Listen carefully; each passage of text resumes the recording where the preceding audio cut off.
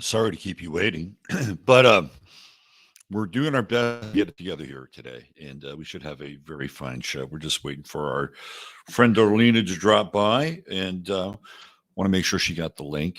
Welcome to another edition of Sunday Night Astro Live. I'm Robert Phoenix, and yeah, it's going to be an interesting show, and we are really in the eclipse wave, aren't you? Aren't we? Look at me. I look like a fucking beach bum today. I look like a beach bum. I look like I haven't shaved in a couple of days, and I've been hanging out. And that's true. I haven't shaved in a couple of days, so you're going to get the ungroomed version of myself this evening, and we're going to make sure that look who's here. It's Peachy. Hey, Peachy, are you ready to be in? You're ready to be a star of the show.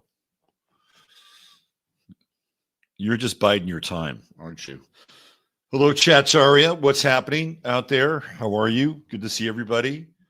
Looks like Darlena is backstage now, and I'm about to bring her on. And let's see, who do we have real quick here? Just top of the order. Miss Nikki's here. JJ, hey JJ, Kato, Susie Gemini. Let's see who else do we have. Sony's here. There's my man Tom Jordan. Hello, TJ. Magic Cat in the house. We got a magic cat right down on the floor. Let's see. Kabuki Theater. Yeah, man. Don't sleep on the Friday Farcast with Leela Marie. What a great show. I'm just amazed how few views it's gotten. Like criminally underviewed. I gotta push it a bit more. And the content is really evergreen. It's just so good. Let's see. Ryan's here. Howdy, Ryan. Good to see you. There's my man Steve Thor at the door. All my mods are in the house. Double C Craig Corporon is here. Big Sky. Peter Bayonne. Hi, Peter. Christy Daniels checking out. She's practiced TRE. All right, good. Peg Greedy Marie MacArthur. I thought I saw the lovely and talented one in here. I think Dr. J is in the house. I scrolled by her a little bit. Gaia Travelog, Kelly B. Hanging Laundry. Been spraying all week in Wisconsin. Yeah. They just think that we're roaches or locusts or some other kind of vermin. But little do they know that they're raining down upon an image of the divine. Let's maybe they do know that. Let's bring Darlena in. Let's add Miss Watson to the live stream. Hello, Miss Watson. Can you hear me okay? This is a new format, right? It is. This is StreamYard. I went Stream. The good thing about StreamYard is that it can alert people to the show that's coming, right? So they go, oh, there's a show coming, because there's a countdown and everything. And when the host is on time, they can start right after the countdown stops, which is the whole idea behind it. But your host in general tonight was busy preparing for our show. How are you doing? Well, I am a little frazzled, but I think I'm going to be able to sound somewhat competent. All right. So I'm going to give people a bit of a background here in terms of, I guess I'll make sure my audio is okay. In terms of what Promethean task I have set Darlena to. And it started off, I think it was, sometime earlier in the week. You were like, hey, do you still want me to be on the show this week? I'm like, yeah, sure. And we kind of bounced around some ideas. And I wasn't really clear on it. And all of a sudden, it popped into my head. And that was to see if we could do a cold HD read with somebody.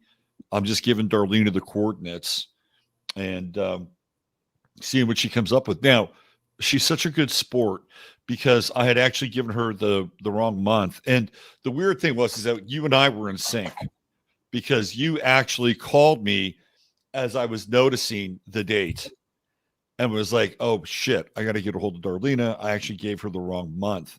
And so it was like we were there for different reasons because you wanted to tell me, I hope this person isn't going to be on the show or in chat because they had a really brutal HD.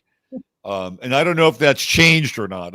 You have not told me how this latest chart looks, but we're going to find out here. So before we do that, just how are you doing besides being frazzled? Are you doing all right?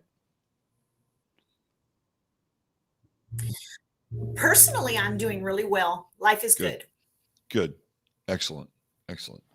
All right. We'd like to hear that. So you want to jump in? Do you want to do this? You bet. Okay. So I gotta go. I gotta go in my Astro. Yeah. I'm gonna go in the mail right now, and I'm gonna pull that chart, and this is how much of a pro Darlena is. She did this thing with about an hour's worth of preparation. Okay, so just keep that in mind. Hours worth of preparation. She's like, fucking Robert, is he going to give me this again? If he's going to do this again, I'm not coming back on. All right, hold on. Here we go. All right, let's see. Do you want to start with the quantum or the rave chart? Let's just show the quantum, and then we'll switch quickly to the other one. All right.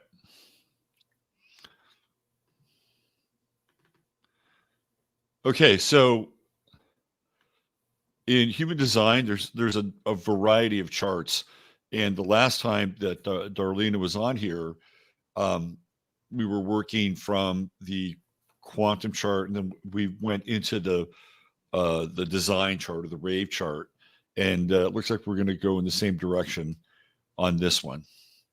So, all right, here we go. Here's what we're looking at, and awesome. You're flying blind, right? It's just, you and the controls and your inner guidance system. So here we go. Okay. Well, I want you to look at the center portion of this because, again, just to give everybody a quick idea of what this is the Astro Mandala that also includes human design in the center of it so that everybody can clearly see how human design and astrology work together.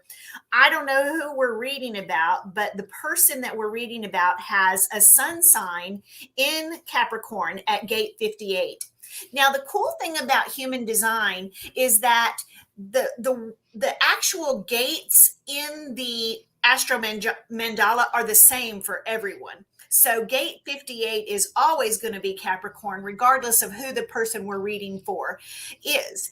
And the sun transits each of these gates in a counterclockwise motion. So every part of the chart is highlighted every single year, at least one time. You have access to the energies of these things, whether you have it activated in your soul curriculum or not. And in human design, what is highlighted in your chart is your soul curriculum. You have this thing called the Incarnation cross, which is kind of your mission if you choose to accept it in human design. And in order for you to live out your human design, your Incarnation cross, which usually has to do with the gift you give to the world through your design, you have to elevate it for yourself.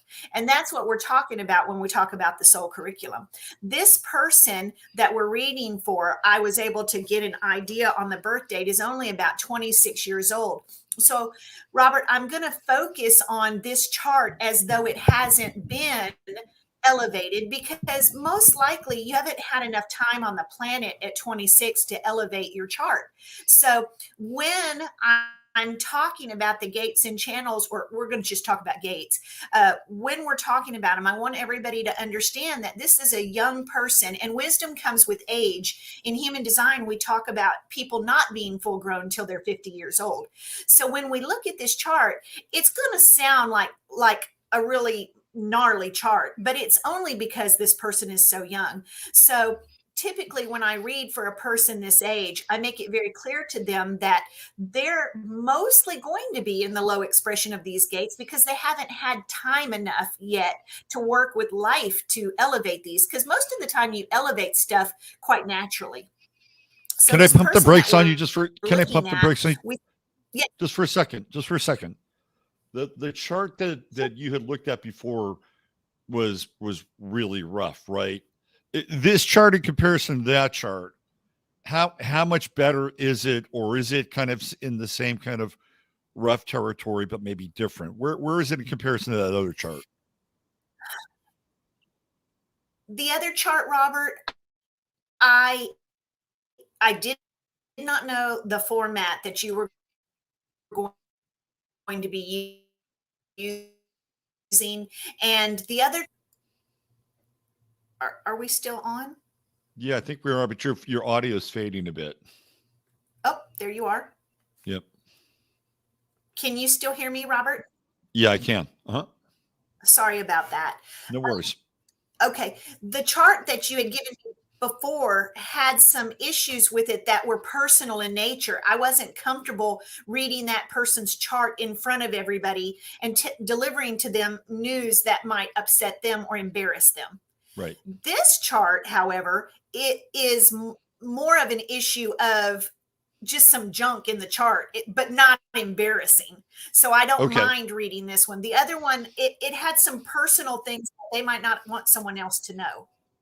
Okay. All right. Good. All right. So we have a chart that collectively we can share, but we're going to uncover the junk.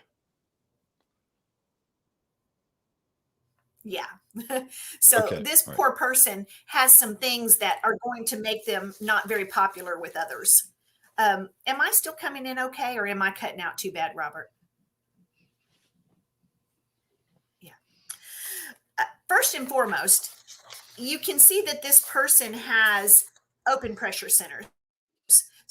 So this is a young person that has some problems with pressure around certainty. They are uncertain about the hows and whys of life, and so they're trying to figure it out as they're going, but because they're under pressure to do so, they are maybe not making choices that they would really need time to make if they weren't under pressure. And if they are unaware that they have an open pressure center, they might not even be conscious of the fact that they need to be aware of pressure and how it affects them. The main gate that they have in Capricorn is the gate 58. And the thing about the gate 58, because it's coupled with the gate 18, and because this person is young, I can tell that this person is under pressure and is probably going to be someone who's pretty darn critical. Also, in their Saturns and in their south nodes, they have triple gate 25, which is a mistrust of pretty much everything out there. So we've got a person who's set up to be critical, who is opinionated, who shares opinions that are going to degrade options. So they're not really working in the positive yet. Additionally, they have some problems with mindset. The mindset tends to be pretty negative. So the gate 58 coupled with the gate 18 is a full channel, and that channel in the higher elevation would be somebody who could help you see what you need to change in your life for a better life. But if they never elevate it, and people get all the way till death without elevating things, what you have is a person who's super critical. They're going to tell you everything you're doing wrong every time you're doing it, only because they see it. Am I back? You're back. Yes, you are. They see what you're doing wrong and they don't mind pointing it out. And they're very opinionated in doing so. This person is going to be very controlling. If they haven't elevated that for themselves, they're going to be a person who really tries to control everybody else. And they not only are they controlling, but they're judgmental and critical. Additionally, they have a tendency, until they get old enough to understand what they're doing, to place all their energy into things that don't bear fruit. So their focus is wrong, and they tend to focus on things that aren't going to promote well-being on the planet. So they're still degrading options and telling people things that are not helpful. They are not in pursuit of joy. The gate 58 says you should be in pursuit of joy. And if you're not pursuing joy, you should just not speak at all about things. Don't share stories or possibilities with others that are meant to degrade or downgrade options, because that's really pretty darn negative. So when I'm looking at this person's chart, I can see that they have the gate 48 in their other sun sign. They're going to be feeling very inadequate. And that inadequacy that they feel causes them a lot of turmoil. So their opinions are low, their mindset's low, they're critical of others. And then there's a good bit of self-loathing going on with this person. This person has some self-loathing issues that probably need to be corrected before they can share from any type of position of positivity, high mindset. So once they get all that stuff corrected, they can elevate this chart. But this chart is going to be difficult to elevate without some real focus on how to go about doing that. And there's a possibility that this person may not even realize that they don't have, or that they need to elevate it. And so they might just stay in that negative kind of a position. They also have the gate 59 that we talked about last week or last month, Robert, the one that busts into people's auras and maybe is some bullying energy that tends to need to be right. They have to be right, and they force their rightness on people. And if you won't succumb to their rightness, they'll just steamroll right over you and penetrate your aura to force their rightness on you.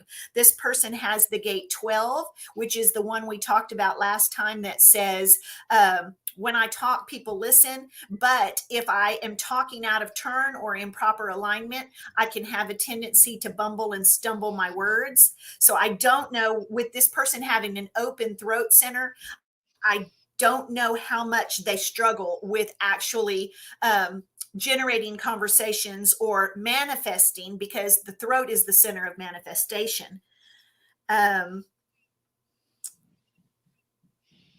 I see this person has some power. They have some power by virtue of double gate 34, which is in their Pluto. So, I mean, I don't know. To me, this is a person that I probably would be on a personal level wary about spending a whole lot of time with until they got ready to elevate this chart. So when you said power, what do you mean by that? When a person has gate 34 in their chart, they have the potential of the soul curriculum, because remember, we all have all of the chart, Robert, but what is activated is part of the soul curriculum. So Right. this person has gate 34 2 times in Pluto, which is, Pluto is the center where we're going to be looking at a person's expansion and rebirth. So because of the placement of it, I have a feeling that this person later in life will step into their power through an expansion and rebirth of who they are. But right now, they haven't activated their full power yet. When we see the gate 34 in a chart, we know that this person has a great ability to really impact others. They're very powerful as a person. Mhm. Additionally, when we see the gate 34 for this person off of a defined sacral center, that means they have consistent access to the energy. And over time, when the access to the energy is consistent, they can elevate that a little bit more easily. So in the negative, a person with a gate of power at 26 years of age is probably someone who's going to be running roughshod over everybody until they realize, with the wisdom of age, that real power isn't in controlling others. It's in using that gate 58 to help people find joy in life, help them reimagine who they are, help them see things differently rather than pushing their own agenda. Right. Well, that makes a lot of sense, actually, especially when it comes to Pluto. What about the other chart? Are we gonna dive into this a bit more? Do you want to flip the other chart? I'm doing okay if you are, because I have the body graph in front of me and your Mhm. guests are able to see the body graph on the screen. Do you have some questions you want to direct to me about this chart, or do you want me to just keep going? I just want you to keep going because I think you're doing a bang on job so far. Well, I can look at their drive. The moon in human design represents the drive, what is driving this person at this time in their life. Again, at age 26, I'm thinking they're going to be driven incorrectly by power. And then what we see in the gates of the moon are 59 and 12. And when you look at 59, you may have to help me, Robert. 59 for this person, well, for everybody. The mandala is real small on my screen. Mm-hmm. What sign does 59 fall under? Okay, it's over here in Virgo. So gate over on 59 this side, is Virgo. Yeah, that's the moon in Virgo. Yeah, it's always in Virgo. And then gate 12, which is the other drive gate, is in, let's see, where is 12? Do you see 12? Well, let's see. I see 7, 4, 29, 59. I'm not real familiar with 47, 25. 12. 12 So is looks down there in there's Gemini. it's moon. Is that a moon? Is that a moon in Gemini? It's in Gemini. So, okay. Yeah, moon in Gemini. And then additionally, this would mean something to you, Robert, but the moon in Gemini is in gate 12 on the design side, and the moon in Virgo is in the 6th house. Right. So that'll be something you can compare and contrast with what I'm saying. So this person is driven by a desire to force their rightness on other people. And the gate 12 is the one where they are able to use their speech to attempt to force their rightness on other people. This is a person who's controlling at this point in their life, and they are driven by a desire to basically get their way, prove their rightness, prove that their way is the way that things need to unfold, use their power in pursuit of forcing other people to follow what they're driven by. We can also look at what they're meant to communicate. So the gate 47 in the communication center is that one that I was telling you about, mindset. This person's mindset, given everything that's in their chart that I'm looking at, their mindset is not going to be high frequency based on everything else that I'm seeing at this stage in their life. Can they change? Sure. Have they had enough time on the planet to do so? Probably not. They haven't even had their first Saturn return yet. So gate 47, the gate of mindset, is going to be coming from a mindset of me, rather than a mindset of what can I do to help the planet be a better place for all of us. Additional,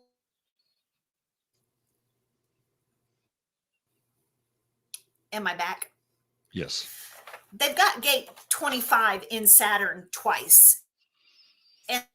And then also in the south nodes. And gate 25 is over here for this person in Aries.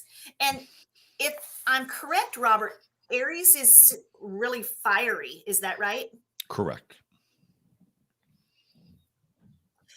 So if we've got a person with triple gate 25 in Aries, and if gate 25 in Aries is in Saturn's and then the south nodes, which it is, this person is really, gate 25 is a mistrust of spirit. So this poor person is really saddled with the mistrust of spirit. They're, and of spirit, I'm talking about of source, of what they consider to be God. So they're mistrustful. And due to that mistrust, their mindset is one of mistrust. And so their need to control others is coming from a place of mistrust, fear, feeling like they need to try to control the way the world is going because they're fearful and they don't believe in goodness, in the higher mindsets that we would hope to see this person attain later in life. I'm hoping for their sake. So again, with the opinions that degrade options, the mistrust of spirit, the forceful way with which they want to force their rightness and penetrate others. In other words, just cram it down your throat. The way that they are feeling inadequate, so they're overcompensating because of their own feelings of inadequacy. They puff themselves up at this point in their life. So basically, Well, kind I'm of sorry. What did you just say? of a blow. What did you say? You cut themselves up? Is that what you said? Puff, Puff. Okay. Puff. inflate All right. themselves. Got it. Okay. Yeah, Puff like themselves up. puff themselves up because they don't feel good about themselves, whoever this person is. So they're puffing themselves up. Look at me, listen to me. Uh, uh,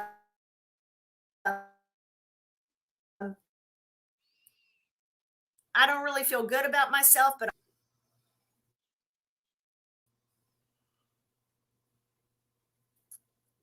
I'm sorry. I don't know what's going on with my internet tonight. Yeah, I think you need to give Earthlink a call. No, I'm just kidding. No, sometimes it happens. I had spotty internet about a week ago. I think it's a sign of the times. It's like brownouts in third world countries, right? So I think this is what we're going to be experiencing more of. But keep It's going. We're going to perfectly soldier clear through here this. today. Yeah. We'll soldier through, Darlena. Yeah, it's perfectly clear here. Okay. It is, and in fact, I don't know what part you you're heard, very but clear. again, Your interpretation is very clear.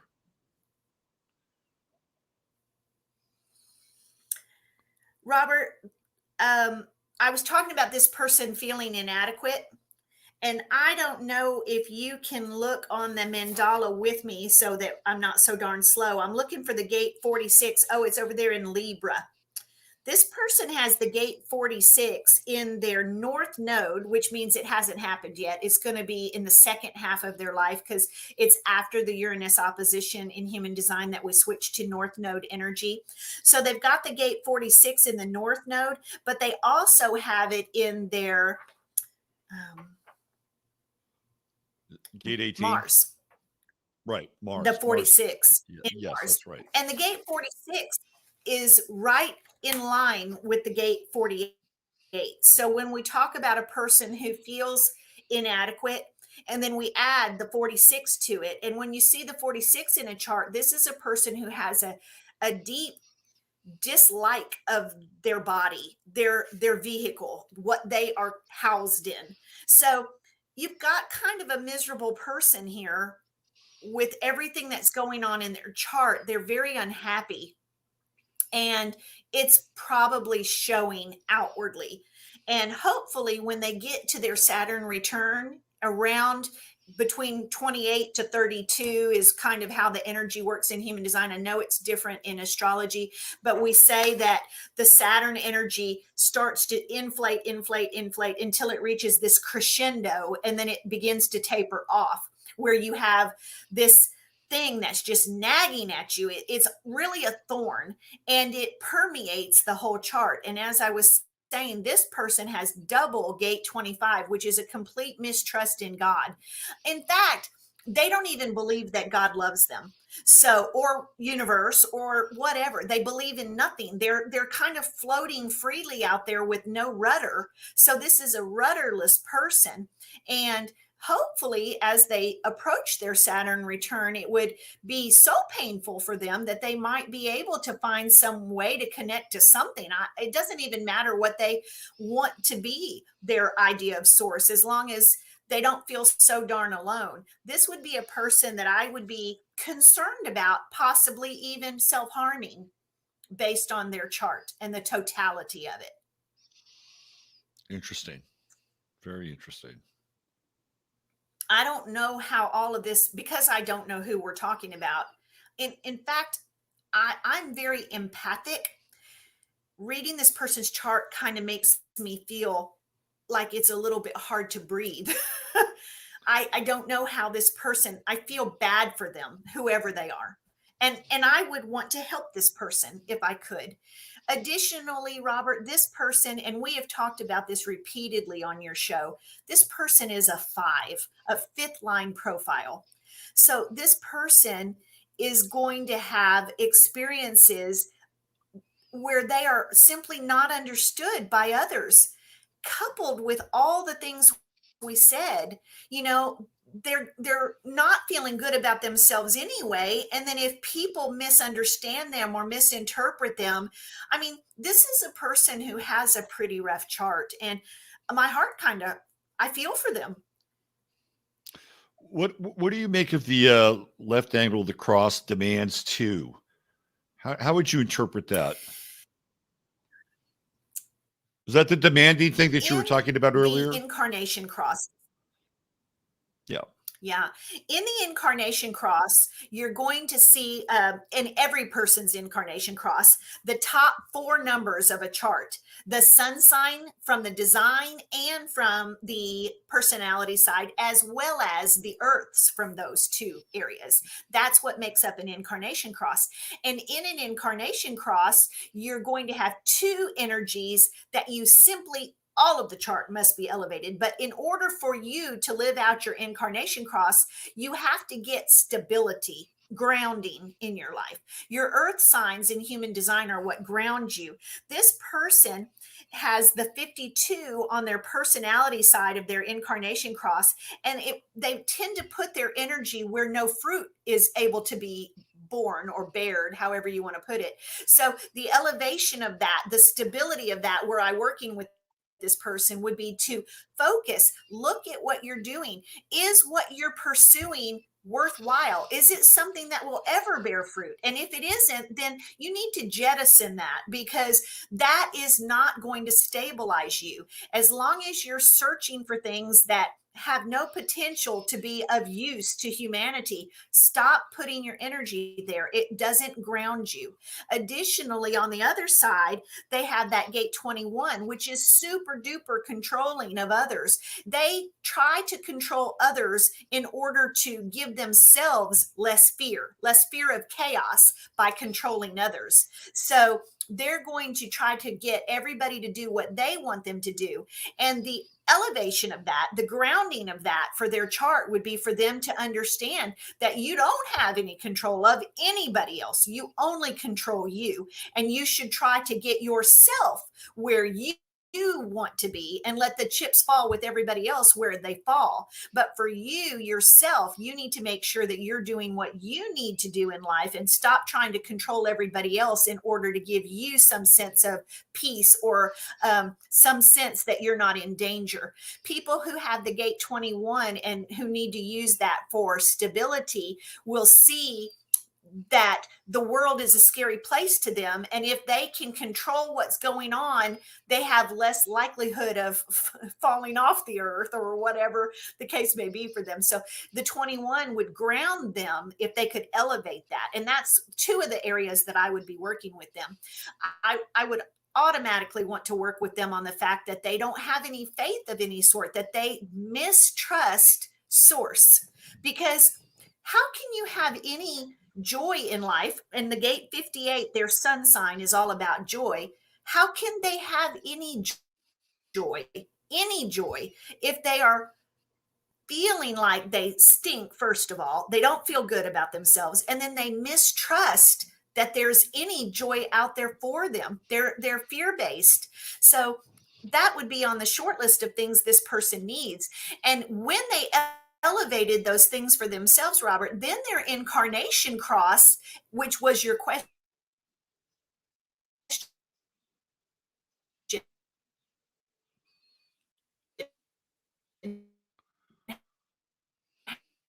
how does the incarnation cross elevate? Oh man, we're missing out on the good stuff, Darlena.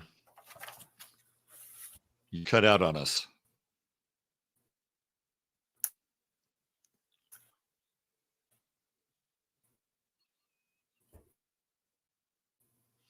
Looks like we've encountered some technical difficulty here. You are frozen. Darlene is frozen. Okay, let me see if I can text her. I'm going to have her come back into the studio so we can finish this up. Give me one sec here. Let's see. Are you there now, Robert? Yeah. You beamed out there for a second. So you were talking about the right angle of the cross and kind of the reconciliation of those aspects. When this person elevated these areas in their chart that are jacking them up, the incarnation cross would be great for them to use in service to other people. They would basically be helping other people see the value of living in pursuit of the joys of life. They would be helping other people figure out that you determine whether or not you're inadequate. What makes you feel inadequate? They would help people. So when a person like one of your clients wants to look up their incarnation cross, that's what you aspire to do. And the only way for you to do that is to elevate all the aspects in your chart. We can't teach what we haven't learned. That's why we call it the soul curriculum. When you've elevated all of those components for yourself, then you're able to go out and teach those things by either modeling or actual teaching. This person's a left angle cross, so they're all about showing people truth. And right now, the truth that they're showing other people is extremely negative. So whoever's following them at this point and looking to them for truth is looking at a truth that is really, really, really in low frequency at this point. Okay. That's a lot of information, and you packed Kind it of in heavy, there. isn't it? It is kind of heavy. You packed it in there. I think we started around 6:10, so that's 35 minutes of super condensed information. Which, and again, coming in with about an hour's worth of notice, looking at this chart, I would say, based on what I know about this person and what you just shared, you've just hit it completely out of the park. And I'm sure you're going to get a few clients, more than a few clients out of this. So, and I can say that with all honesty, because go ahead. I just, before my internet goes out again and before you let me go, this chart makes my heart so sad. And I hope that the way I am expressing myself on your show is I feel sad. And so I'm not my peppy self because this chart doesn't make me feel peppy. So I don't mean to sound so negative, because with every chart, Robert, there's the hope that this person can elevate. Benjamin Franklin says many people die at age 25 but aren't buried till they're 75. So if this person can elevate this chart and begin living, they have hope. But if they continue on in the way they are through their Saturn returns, where naturally things are going to come along that plague them and hopefully help them elevate their chart, hopefully this person can switch this around and live. But if not, they're going to have a really tough time. They really are. Well, I think that you've demonstrated both uncanny clarity and also a high degree of empathy, which is, I think, commendable, very commendable. So, Thank you. Yeah, sure. And clearly, this chart has you in some degree of level of distress. And let me just say that you're not the only one. You're not the only one, and for different reasons, but you're not the only one. So what I'm going to do is I'm going to stop this this share, and then I'm going to reveal the mystery chart. And Darlena, I don't know, sometimes you surprise me. You're like, well, I don't know who that person is. And other times you're pretty dialed in. And this one is I think you, again, if I was going to rank like the highest being at 100 in terms of understanding this person via human design, I'd probably give you about a 99.5. Okay. So here we go. Interesting. So it's a human design of Dylan Mulvaney. Do you know Dylan Mulvaney? See, you're perfect. It's not like a double blind. Clue. Dylan Mulvaney is somebody who is, whoops, yes, Dylan, here, let me go back. Dylan Mulvaney is somebody who is somebody who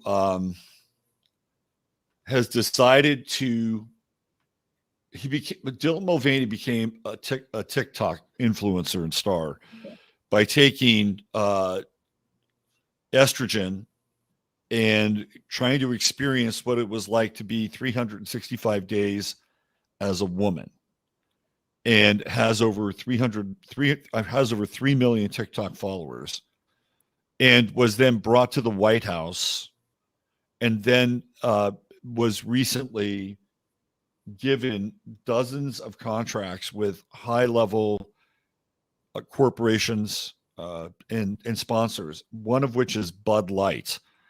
And Dylan Mulvaney came out and did a Bud Light commercial and was promoting the beer. And it's set off a firestorm around people who drink Bud Light products, and Dylan Mulvaney being a person who is transgender, although clearly he's not fully clipped his junk, right? But he has taken enough estrogen to have small breasts, and he's actually been promoting sports bras for Nike. And there are women who've been so incensed about this that they've actually burned their Nike sports bras.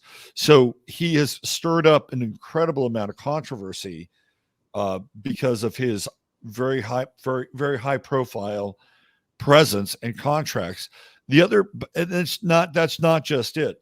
The part that has really disturbed people who have I guess a strong sense of morals and values is that he is a TikTok influencer, meaning that he's influencing children who watch TikTok, who are 7, 8, 9, 10, 11, 12 years old. And this has become one of the firestorms of TikTok. And it's almost as if there's a whole host of Peter Pan and Geppetto like characters on TikTok who are there influencing young children or young teens, and really outside of the knowledge of their parents, right?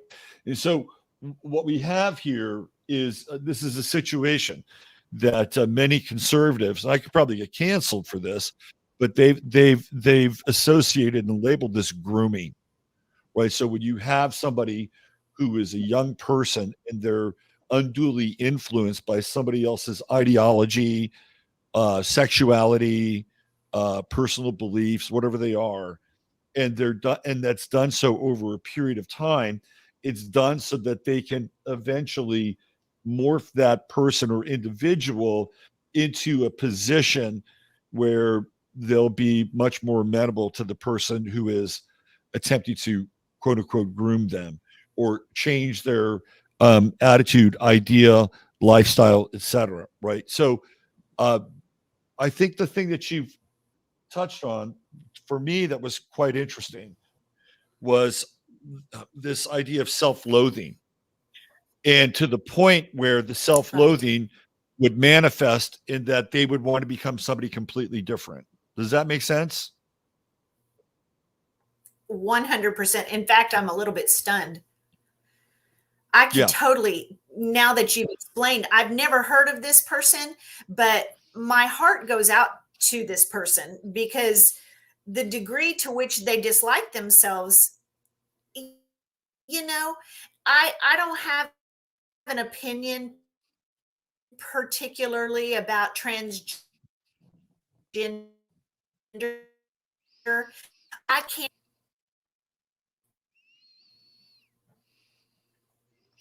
I can't say for sure if this person was miserable prior to the transgender and then began to like themselves, or if they're still just as miserable. But it is perfectly understandable that this person would have that full channel of the 2946, where it is a loathing to the point of possibility of self-harm when you see this in somebody's chart.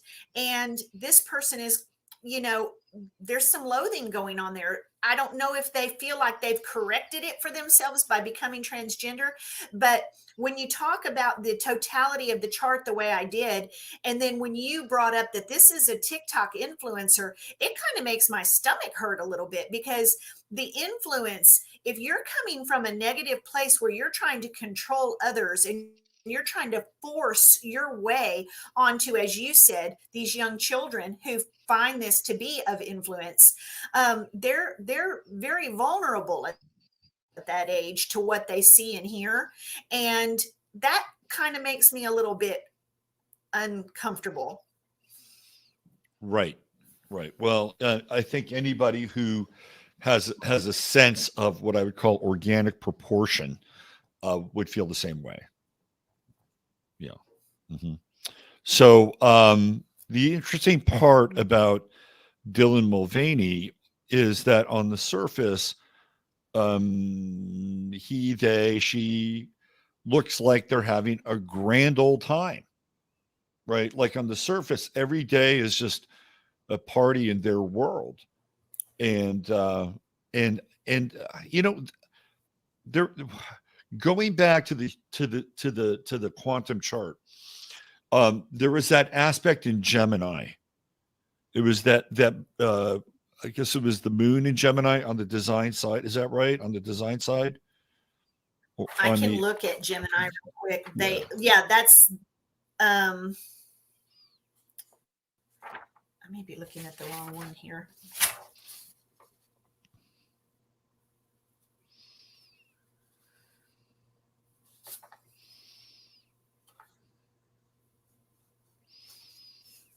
Yeah, the design side, Gemini, gate 12. And that appears to be the only thing they have in Gemini, Right. is the gate 12. Yeah. Yeah. So Gemini represents duality, right? Like male, female, the whole binary switch. So looking at that from that perspective and from this perspective, are there any dots that you can connect here? Yeah, because of course, where the 12 is for them in planetary placement is in their moon on the design side. And the moon is associated with what you're driven by. What is pushing you? What are you driven by?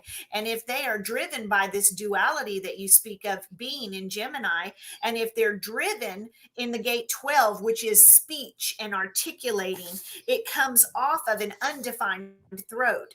So what we have here is a person who doesn't have consistent access to the energy of the gate 12. So it hasn't had time through 26 transits of the sun going around and what exposure this person has had to people with defined throats. There hasn't been enough time to work with the energy. So when they're speaking, what people are hearing from them with regards to their speech patterns with the gate 12 is going to be this duality that you speak of.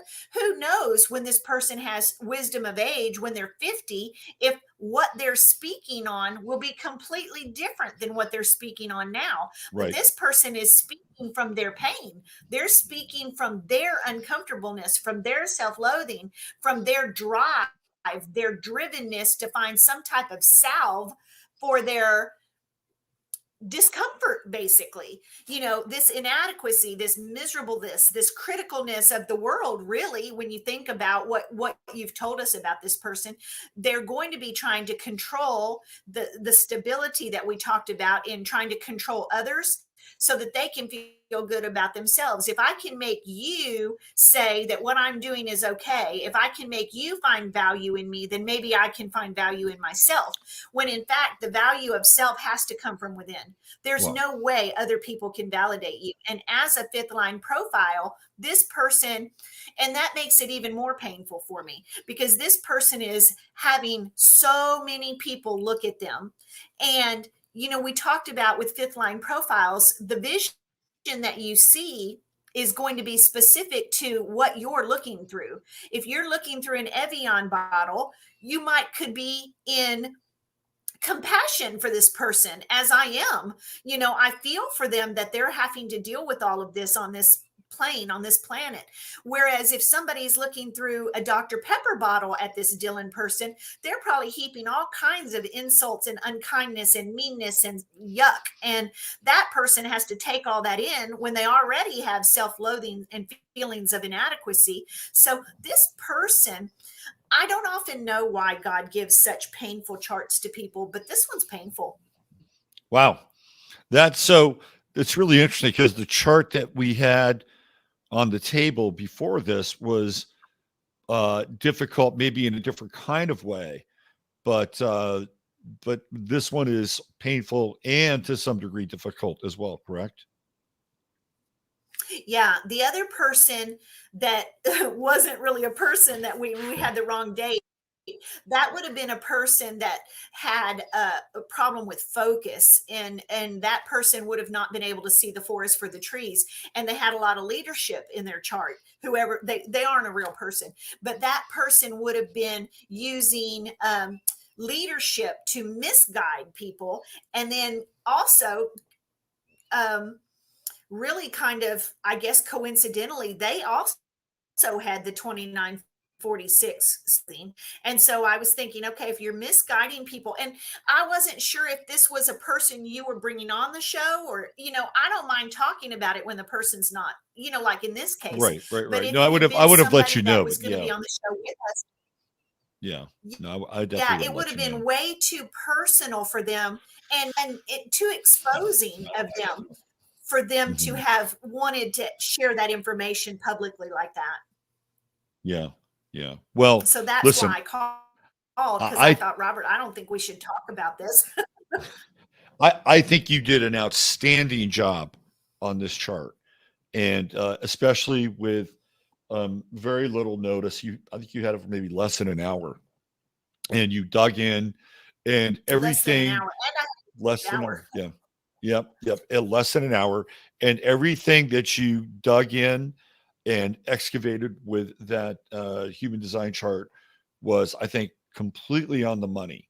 And if Dylan Mulvaney is out there and you're listening, you should waste no more time and just get a hold of Darlena, because she'll course correct you, maybe if they're open and willing to do that. Yeah, outstanding job. Really, thumbs up. Yep. You seem very emotional. You seem very emotional about this. Yeah, you seem very emotional. You're very emotional about this. It hurts my heart. Yeah. It hurts my heart. I'm extremely empathetic, and I don't like to see people in pain. And some of the charts are so painful, and I feel for them. I don't know how they deal with it. And I'm so grateful. It's kind of like, I'm grateful that that's not my chart, because I understand why this person has double 34 in power, because as they age and as they have that rebirth that you and I talked about earlier with their Pluto, they're going to come into their power and find value in themselves for exactly who they are. It hurts my heart for anyone to have self-loathing. It really does. Yeah. And so I think that God knows what he is doing, source, whatever you want to call it, because again, in order for us to go forth and have any kind of mission with the planet, with humanity, we have to figure this stuff out for ourselves. And when this person steps into the power of their chart, when they've elevated this stuff for themselves, if they ever do, they are going to have double 34s, which give them huge amounts of power to influence others. Hopefully, in a way, maybe this person can turn this around and influence others how to love themselves, coming from a place of, I really didn't love myself and now I do. And right. Showing people the way to do. Wouldn't that be something? That would be absolutely mind-blowing to have flip that script and have a pole shift like that in their spirit, and then speak from that place. How powerful would that be? That'd be immensely powerful, incredibly powerful. Wow. I totally agree with you.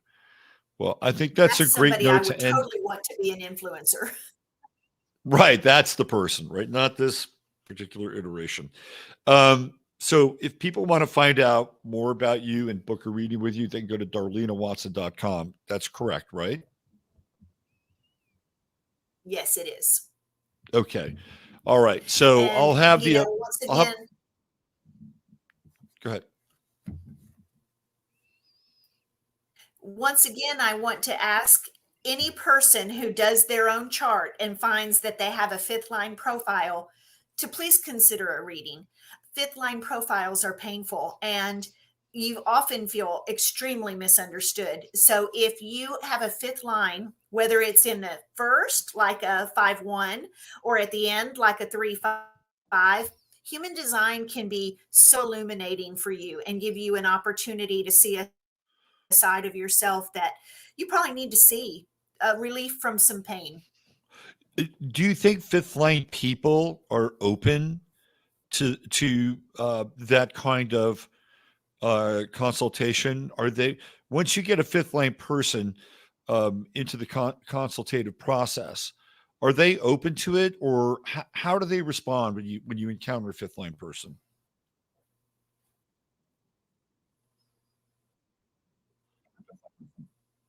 Very much so. They're so grateful because they've had years of confusion. And in fact, I have a lot of people that are fifth line people that end up crying because they've been validated and they finally understand that they are okay, they are acceptable, and that this is happening for a reason, not just like there's something. You almost feel like a leper because you can't understand why people misunderstand you. And so fifth line profile have a lot of pain, and when you tell them where it's coming from, they are so appreciative, and it really empowers them and helps them to go, okay, there is a method to God's madness here. There is a purpose, and fifth line profiles are universal truthers. So when they elevate that energy, they go forward sharing truth with others. And what can be painful is if you're a truth sharer and someone's looking in a mirror at you, you're sharing the truth all right. But if they're looking at you through goggles that are not clear, what they see of you is, it's not who you are, it's who they are.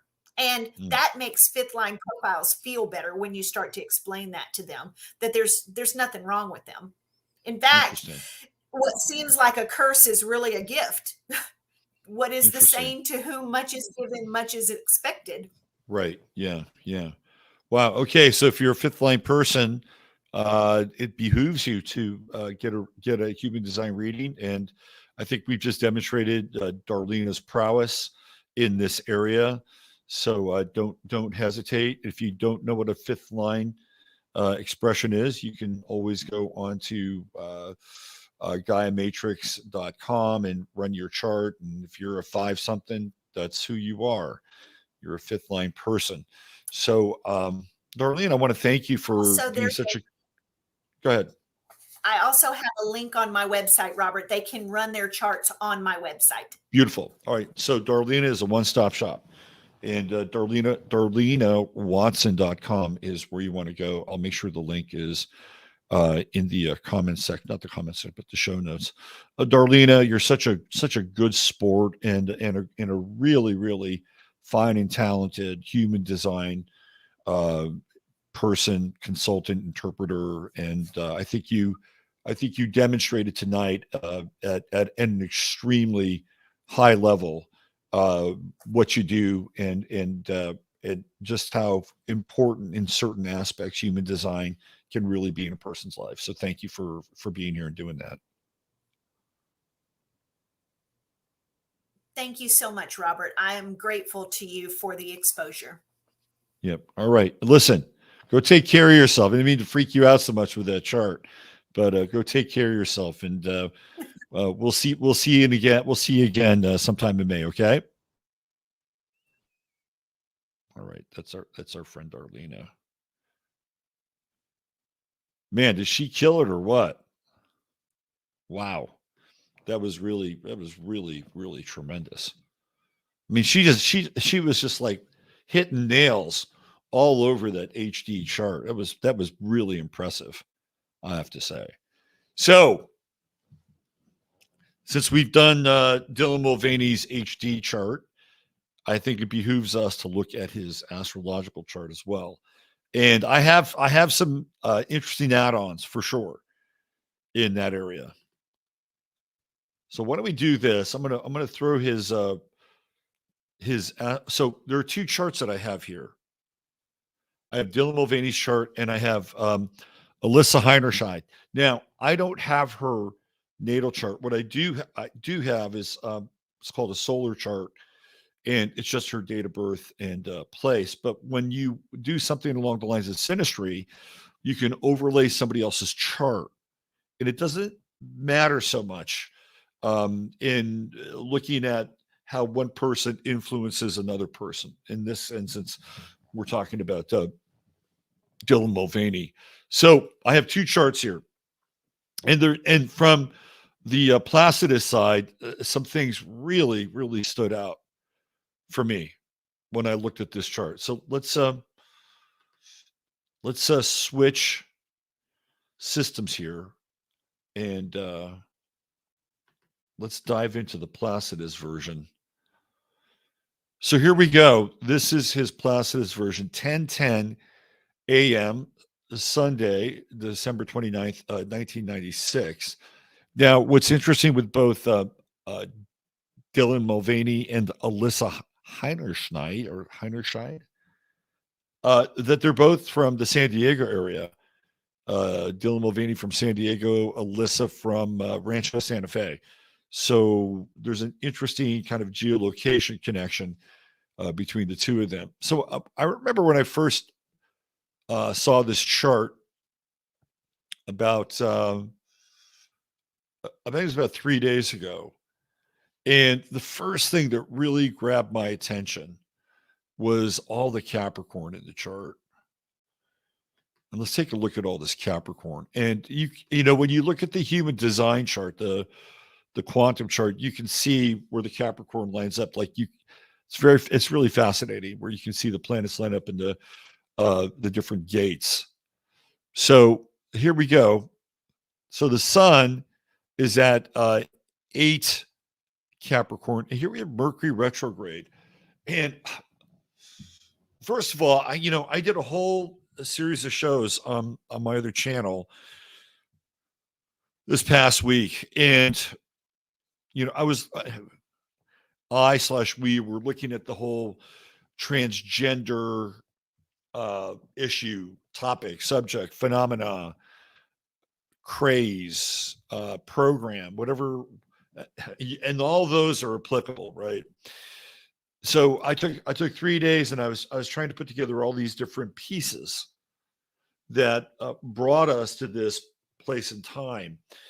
And the final the final segment in that trilogy, or the 3-part series, gets into this idea of Baphomet, and Baphomet being the unisex god, right? Like the unisex goat god that represents Capricorn. And in that depiction of Capricorn, Baphomet has breasts and also has male genitalia, which in a lot of ways is a symbolic image of, let's say, Dylan Mulvaney, because I don't think Dylan Mulvaney has had the reassignment surgery. No, he's just been having hormone replacement therapy for the last year. So he's getting off on estrogen in what it feels like to be a woman. But he has not, they've not gone Vidal Sassoon on his equipment, right? So who else? The swimmer, this Leah Thomas, also from Penn, is a very bathymetric figure. And so what do I mean by that, right? In a certain depiction, symbolic depiction of Capricorn, Baphomet is that depiction. And you have this goat unisex god. Okay, and remember, we have been going through Pluto and Capricorn. And way back in the day when I started to really break down the Pluto and Capricorn phenomena, this was something I talked about a lot. And eventually that conversation morphed into later on kids that are born under Pluto and Capricorn. And I would say out of Gen Z and out of the Pluto and Capricorn generation, that generation being known as Gen A, being born from 2009 until roughly now, even though we have Pluto's in Aquarius now, that those children are the ones that are probably the most, I would say, vulnerable to this type of cosmological and archetypal and symbolic reshaping, right? And it's almost as if the architects of the social theater understand this, right? They understand that they have this generation that is born under a particular affectation of Saturn, right? And the whole idea of transforming culture, which is part of Saturn and Pluto and Capricorn. Then you have this, and when Darlena was talking about how she felt about Dylan Mulvaney and his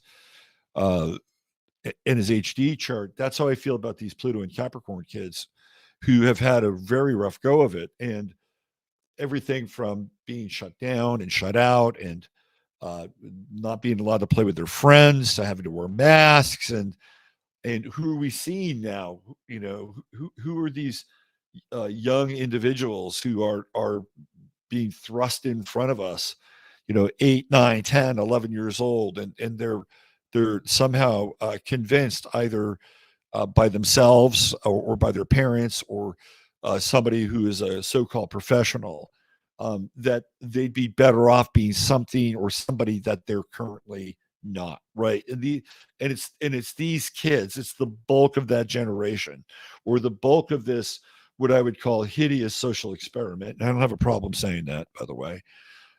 Hideous social experiment, that they're the ones that are unfortunately bearing the brunt of this. Now, if you go another level higher and you get into Pluto and Sagittarius, we run into people like Dylan Mulvaney, who is an influencer, right? That's his job.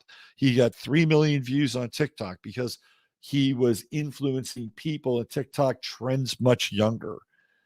So this is another part of that story. It's a continuation. The two are not disconnected. They're interconnected, right? Now, when you look at him, he's a Capricorn.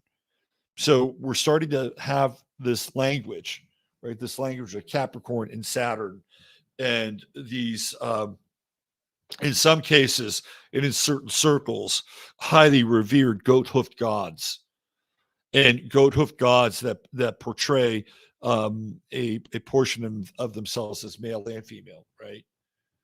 And so this is where we get into this territory. Now, not all Capricorns are like this, right? You're probably saying, well, I'm a Capricorn and I'm not like that. Well, that's probably true. I'll tell you a little interesting Capricorn story. So I interviewed David Bowie one time, and some of you have heard this story before, but if you're new to the channel, I'll tell it again because it really fits what I'm talking about. So when I was interviewing him, this was back in 2001, we actually were talking a little bit about astrology, and we talked a little bit about him being a Capricorn. And he shared with me that every year as it got closer to his birthday, he would start to feel these protrusions in his forehead get more pronounced the closer he got to his birthday. And then as he moved away from his birthday, they began to retreat back into his cranium. And I thought, wow, that's really interesting. I mean, I don't think David Bowie was bullshitting me, but again, from a Capricornian perspective, you can see this being sort of played out physiologically with the sign itself, right? He's born January 8th. So I'm just giving you some more cosmic, symbolic, I guess you would call it archaeobiological kind of background on this thing. Now, what's interesting here with all this Capricorn as well, right? The 11th house. I mean, the guy makes his bones on social media. That's the 11th house. Like, this is an 11th house medium. This is why I call this show the 11th house, because we're in the 11th house. I have the sun in the 11th house, I have moon in the 11th house, I have Venus in the 11th house, and I have Neptune right at the edge of the 11th house. So this is social media, right? The 11th house is social media and social networks and social platforms and groups. And so what do we see here? We see Dylan Mulvaney heavily loaded and invested in the 11th house and social media. Capricorn also represents what? Sponsorships. Yep, that's right. Corporations. And you can see with all this, powerful Capricornian influence that he is not gone unnoticed by corporations. And even with Jupiter in Capricorn, right? Jupiter in Capricorn, that's going to be really pronounced in the 11th house. What's also interesting is that he had I think he still does, a sponsorship with Nike for a sports bra, right? And of course, Nike, if you look at Nike, the symbol for Nike is the swoosh, which is Saturn, right? So again, a lot of these Saturnian themes are being played out in his chart. And with the retrograde Mercury here, how I see this as playing out in his life is the reversal of the identity, right? Like the Mercury is conjunct the sun. And he also has this heavy stellium in Capricorn. And I think we have to talk about Neptune and Vesta and Jupiter and Ceres and Mercury all along the way, right? Because Neptune is almost like a gauze or a mask that is concealing the identity, right? In order to get to Dylan Mulvaney and his sun sign, I mean, theoretically, we could even throw Uranus into the discussion, and you're going to have to go through Uranus and Neptune and Vesta and Jupiter and Ceres and Mercury. Then maybe, just maybe, you get to the real person, right? And what we see here really is we see, even though Uranus is in the 12th house, it forms this kind of radical expression of who he is. And that's in Aquarius. But then if we just go through the stellium of the Piscean material, it's very hard to see and understand who this person really is. And this exactly fits in with what Darlena was talking about, with seeing the person either through a bottle of Evian or Dr. Pepper. And I feel like this is also happening with Dylan Mulvaney. This is a lot to, kind of, I don't want to use the word channel, but it is a lot to process from the perspective of the identity. And even with Mercury here retrograde, there's a retreating. So there are some people who believe that Dylan Mulvaney, and there's a video out there where he was on the Ellen show, and he was doing this kind of, I don't know, dance thing. Like to dance on the Ellen show. So he was doing this dance thing with this woman, and you can tell that it's him, and he looks like a dude. He looks like a happy dude. He looks like a happy dude, but he looks like a dude, right? And he was headed in that direction, right? I think the guy wanted to be an actor, obviously, but with Mercury retrograde, I think he decided, I'm going to rethink this path. What's interesting about this is from a sociological perspective or phenomenon. So let's play this out a little bit. So let's say you're a white Anglo male, white Anglo-Saxon male, Protestant, whatever, fill in the blank. That's who you are.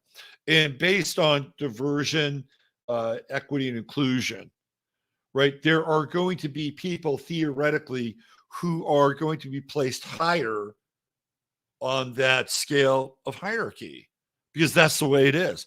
I mean, theoretically, Dylan Mulvaney, in his nascent form, the one that he was born with, he would fall under the category of, well, let's just call it for what it is, white privilege. White privilege. So in order for Dylan Mulvaney to get ahead, he might have to do something different. If he was just a standard dancer or actor or comedian somewhere in San Diego or LA, which he probably was, right? This is somebody who probably did theater arts, and then all of a sudden, right, he realizes, man, my gig would be so much better if I went down this path. And this path being that I'm going to use hormone replacement therapy, and I'm going to see what it's like to be a woman for 365 days. And I'm going to make TikTok videos, and voila, look what happens. Right? The guy that doesn't do that doesn't get the contracts. And in a weird way, that is a kind of a micro sample of the most extreme version of being a white male with the hierarchy of diversity and equity and inclusion. Like, this is what it would take to literally springboard to the top of the hierarchy. And I think this is part of the conversation, and especially with Capricorn, because Capricorn, wants to achieve. Like, Capricorn wants to get to the top of the mountain. That's the nature of Capricorn. I did a show this last week where we did the star of the day, John Krakauer, the guy that was up on the mountain in 96? It was 1996. He was on the top of the mountain in Tibet, and they had a disaster up there. Wrote the book Into Thin Air, and there were other teams that were trying to scale Mount Everest during that time. So I went into the historical record to see who some of those group leaders were, and the majority of them were Capricorns. John Krakauer, Saturn in the ninth house, conjunct the midheaven. Capricorn rising, true node to Capricorn in the first house, right? You get the idea. And that's the nature of Capricorn. Capricorn wants to get to the top. Capricorn is driven. Dylan Mulvaney is driven. And he made a choice, right? He made a choice to be noticed. And he's being rewarded amply by that choice. Amply. And you can see all the sponsorships just lining up in the 11th house. There's some really weird shit with this chart. And this is apart from everything that Darlena brought to the table, which I thought was just fantastic. But he's Pisces rising. And we're going to get into his pal, Alyssa from Bud Light, because she's actually a Pisces. And her sun sits right on his ascendant. So I'm going to run the Synastry chart, and I'm going to show you the relationship between the two. But what's interesting here is that this year, Saturn is going to hit his ascendant, and it's going to retrograde and go back, and then it's going to hit his ascendant again next year. So I'm going to go on record, and I'm going to go on the record right here. He's not even through his 365 days of being a woman. But when he is, which I believe will coincide with Saturn on his midheaven, I think the performance piece will be over. That's what I think. I think, well, it could go another way. Like, he can go all the way, right? He could go all the way and have the Sassoon method, right? Or he could go back to being Dylan Mulvaney 365 days before this whole thing happened. Either of those two are completely in the realm of possibility, because he's going to have Saturn reshape him, right? It's going to reshape him. Won't be complete until next year. The other thing that's going on here is that Neptune is, now this is the weird part of his chart. Let's get into this shit a little bit, all right? So first of all, he's got the South Node in Aries. So what do we know about the South Node? Well, South Node has been there, done that. Been there, done that. Yep. Been there, done that. Don't really have to do it. I've been a man, I've been a warrior, I've been a pioneer, except he's got Saturn there conjuncting the South Node. Right. And again, when you get into Saturn, we're talking ruler of Capricorn. And what's it doing? Sextiling his sun. Right. But he's got unfinished business around, guess what? Being a man. He's got unfinished business. And Saturn is sitting, man, this is so mind blowing. Like, even when you look at Saturn in the guise of, say, Baphomet, right? Again, it's these echoes of these archetypes that are built into these signs. It's not the totality of Saturn, but it is an aspect of Saturn. You can't get out of it. Right? You can't get out of like not having this conversation without going down that path. So he has unfinished business. And also, Capricorn, ruling, his sun sign and ruling his 11th house, right? It's like, wow. It's like, again, it's corporate. So is this piece that he's got to resurrect, that he has to remember or have unfinished business with, is it connected to these corporations? Are they somehow, through his errant success and everything that he's accrued quite recently, by the way, is this Saturnian piece part of the unfinished business? Is this going to be enough for him to complete this transaction? Well, it gets a little weird here. I'm going to show you this. So this is the true node, right? He's got it in Libra. So the idea here is that he actually has to kind of move into Venus, right? It's like he has to move into Venus. He has to. I mean, this is the equation, and this is part of moving from the masculine here to the feminine here. You guys might know who Ricky Williams is. He used to play football, Heisman Trophy winner, became an astrologer. And Ricky's an interesting character. He's got this South Node in Aries, and he has a Mars-Venus conjunction with it. So he talked about this when I saw him give a speech. So I had to figure out how to be a warrior in this lifetime.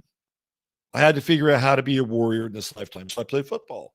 And that was the most culturally acceptable piece around his warrior side, right? He's going to be a football player. But Ricky also has this interesting Venus-Mars conjunction. So he's very masculine. He's also very feminine. And on the other side of his chart, he's got the true node in Libra. So he actually wound up taking on his wife's name.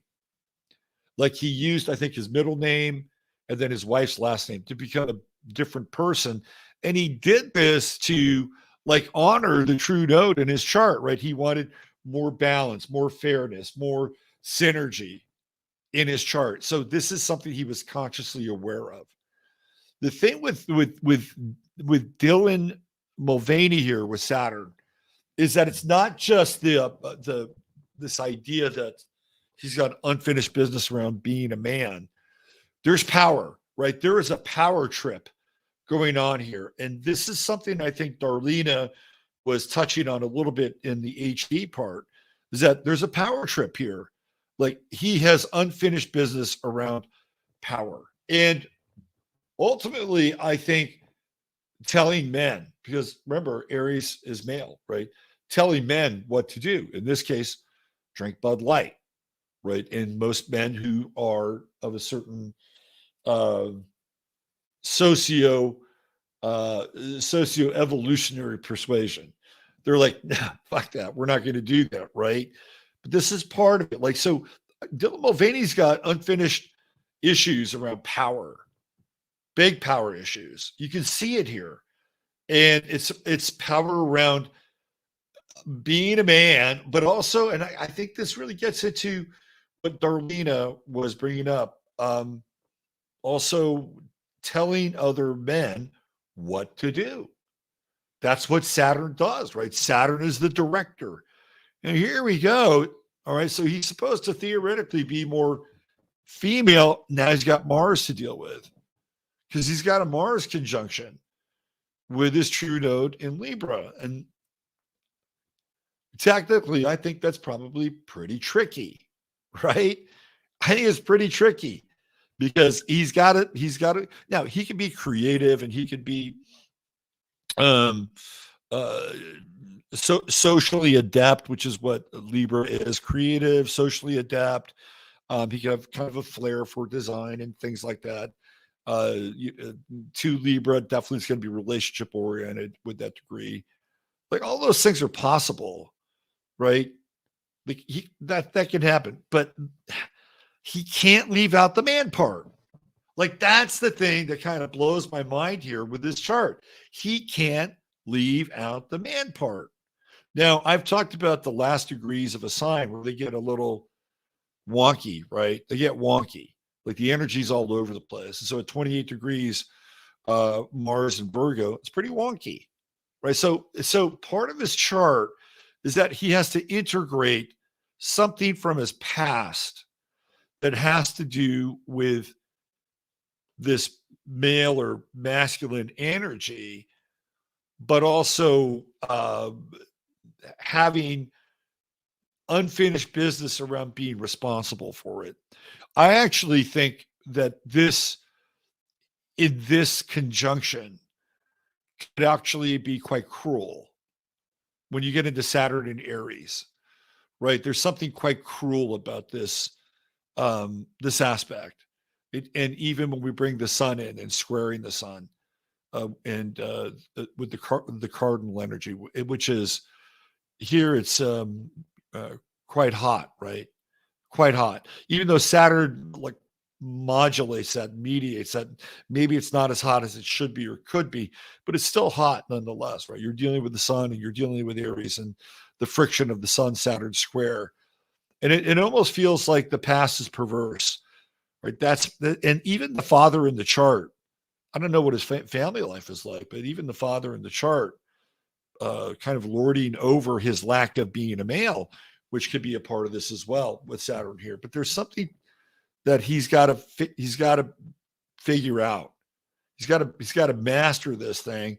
So he does, and I'm going to just come right out and say, feel inadequate, right? He's got to figure out how to integrate Mars with the true node in Libra, because he's, his path is more Venusian. It is not really Martian. It is more feminine and less masculine. But you can't bring Mars. You can't take Mars out of the discussion. You can't. So he's going to have to figure out how to deal with that. And that's also part of the opposition with Saturn. Now, I think something happened to him at birth, because he's got this Chiron in Scorpio, right? So it's like 001, like straight out of the gate. Something happened to this dude. And even in the 8th house, like something weird happened right after he was born. Again, if I had any sense about what any intuition around it, I would say that, and I'm going to be going out on a little bit of a limb here, but I'm going to say automatically he was rejected by his father. Automatically. Rejection by the father.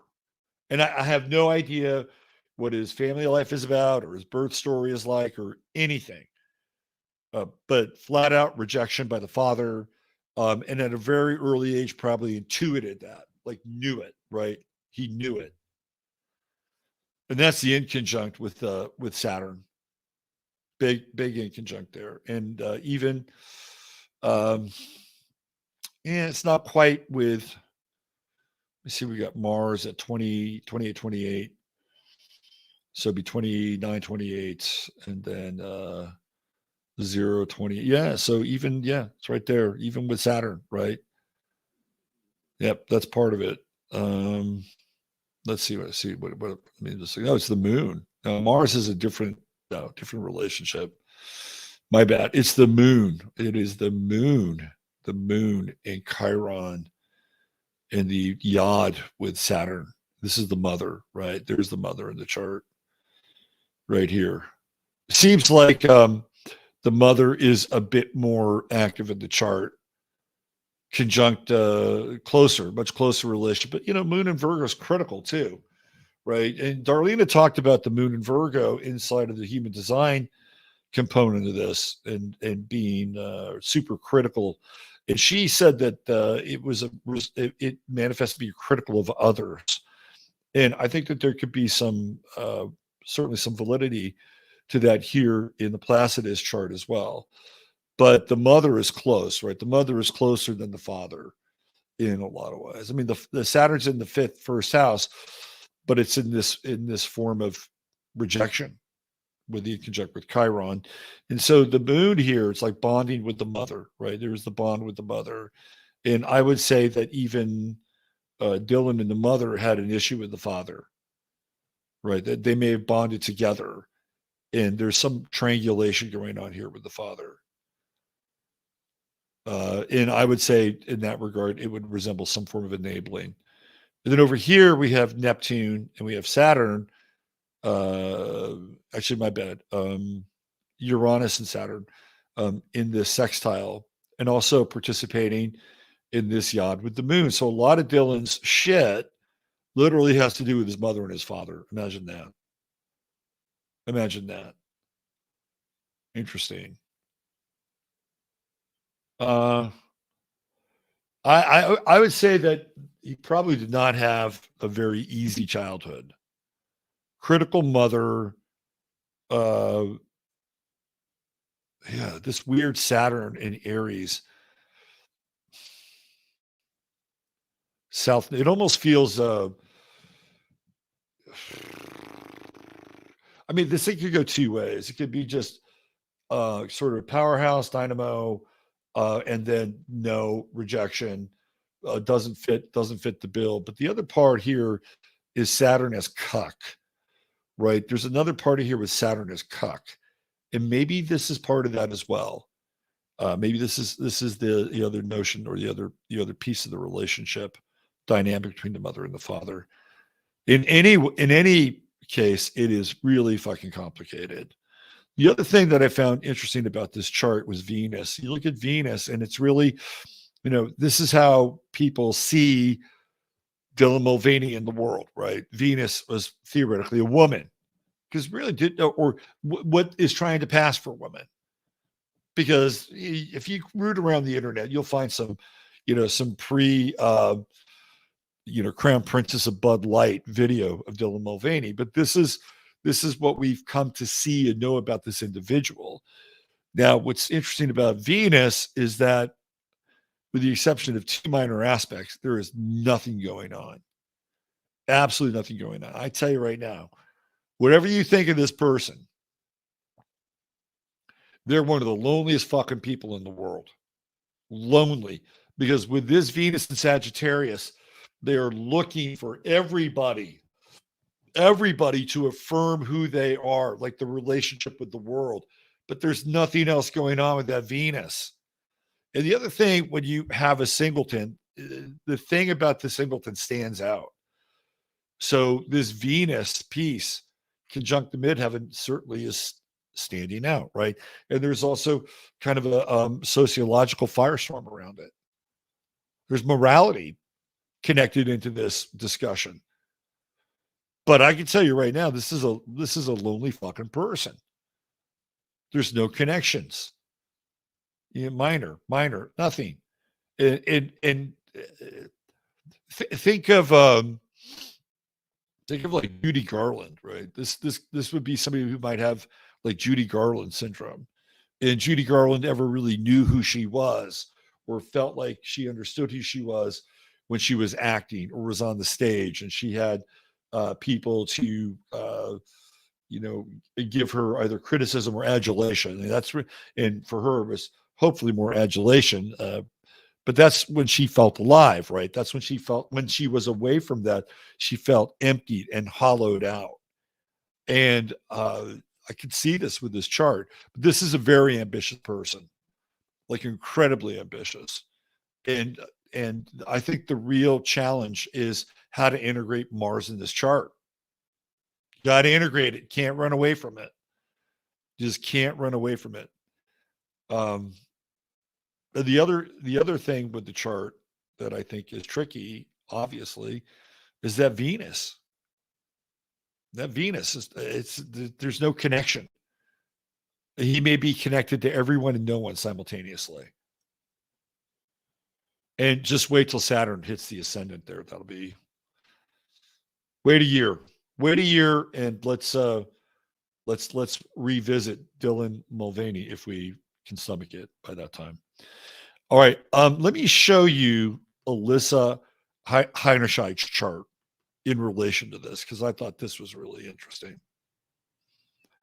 I wanted to find out, like, okay, well, where do they connect? Like, how do they show up with one another? And I'll show you.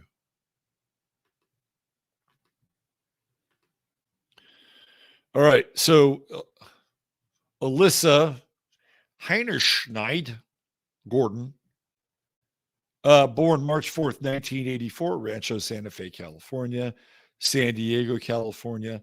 One of the things that crossed my mind when I saw that they were both from Southern California is if they knew each other. Wondering if they knew each other. And they're both born in the year of the rat. Dylan Mulvaney looks a little ratty. They're both born in the year of the rat.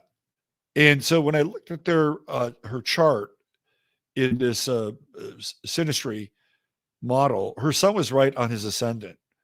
So we can see this clearly, at the very least, for bringing him an opportunity. Like when somebody's sun is on your ascendant, it's a fairly significant relationship.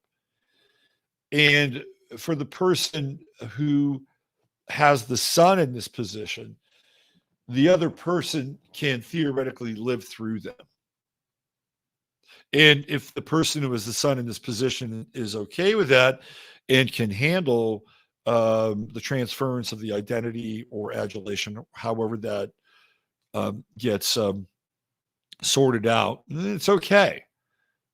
But if they can't, then the relationship can be a bit more complicated and complex, and that this person may lose their identity with this person, and this person may resent that at some point.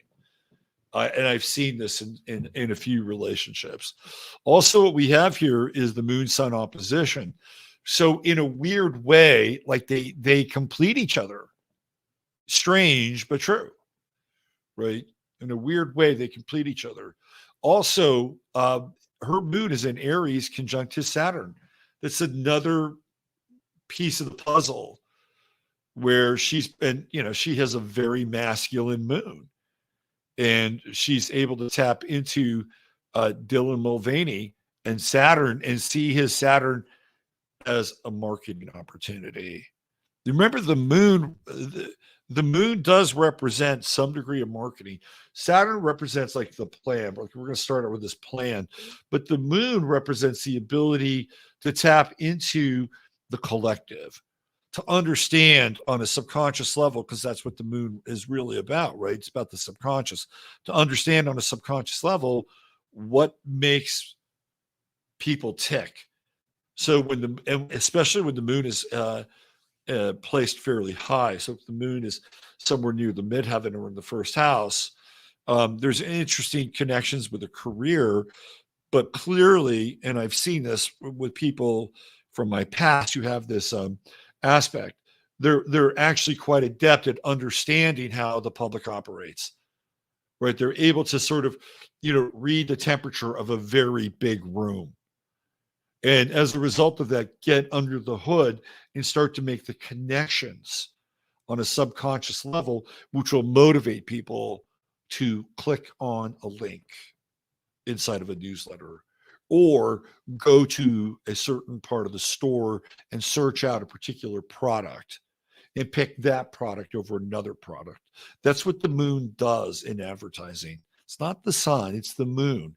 It's understanding the unconscious drives of what motivates people to do certain things, including purchasing. So she's got the moon here conjunct Saturn. And again, it's completing a circuit in some ways, right? The moon is the opposition of Saturn, but together in the sign of Aries, she's giving him license. Like the moon is unlocking Saturn there. It's like, here you go. Here you go. I believe in you, right? I have a feeling that you are going to be successful. And that as a result, I am going to be successful as well. The two are interlinked right there. And in some ways, I would say she even plays the role of the mother, right? And she is older than he is. She's 12 years older.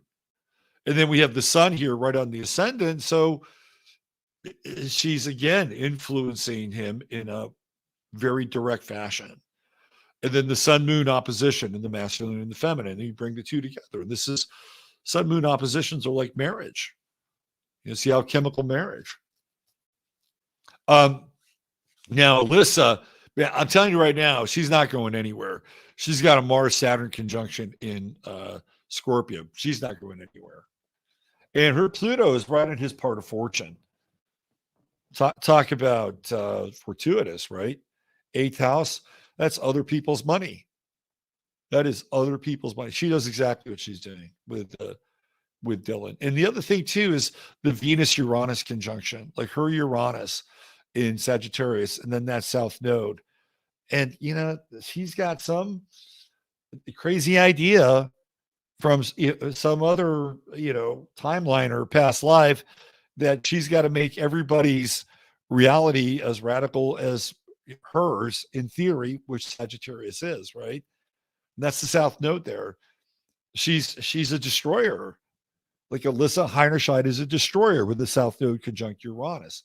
There's also this like, if you go back and listen, well, I just wanted a more inclusive brand, take it out of the frat boy kind of ghetto. I wanted to make it bright and shiny and inclusive and have it for women. And, you know, I mean, there is your South Node Uranus conjunction. That's some Aquarian shit. This is what we're talking about. And he's the vehicle. He is going to be the relationship, professional relationship where she can flex, right? The other thing that's interesting about this chart is the Jupiter Sun conjunction. That is huge. That is for him. That's money. That is money. Money, money, money, money, money.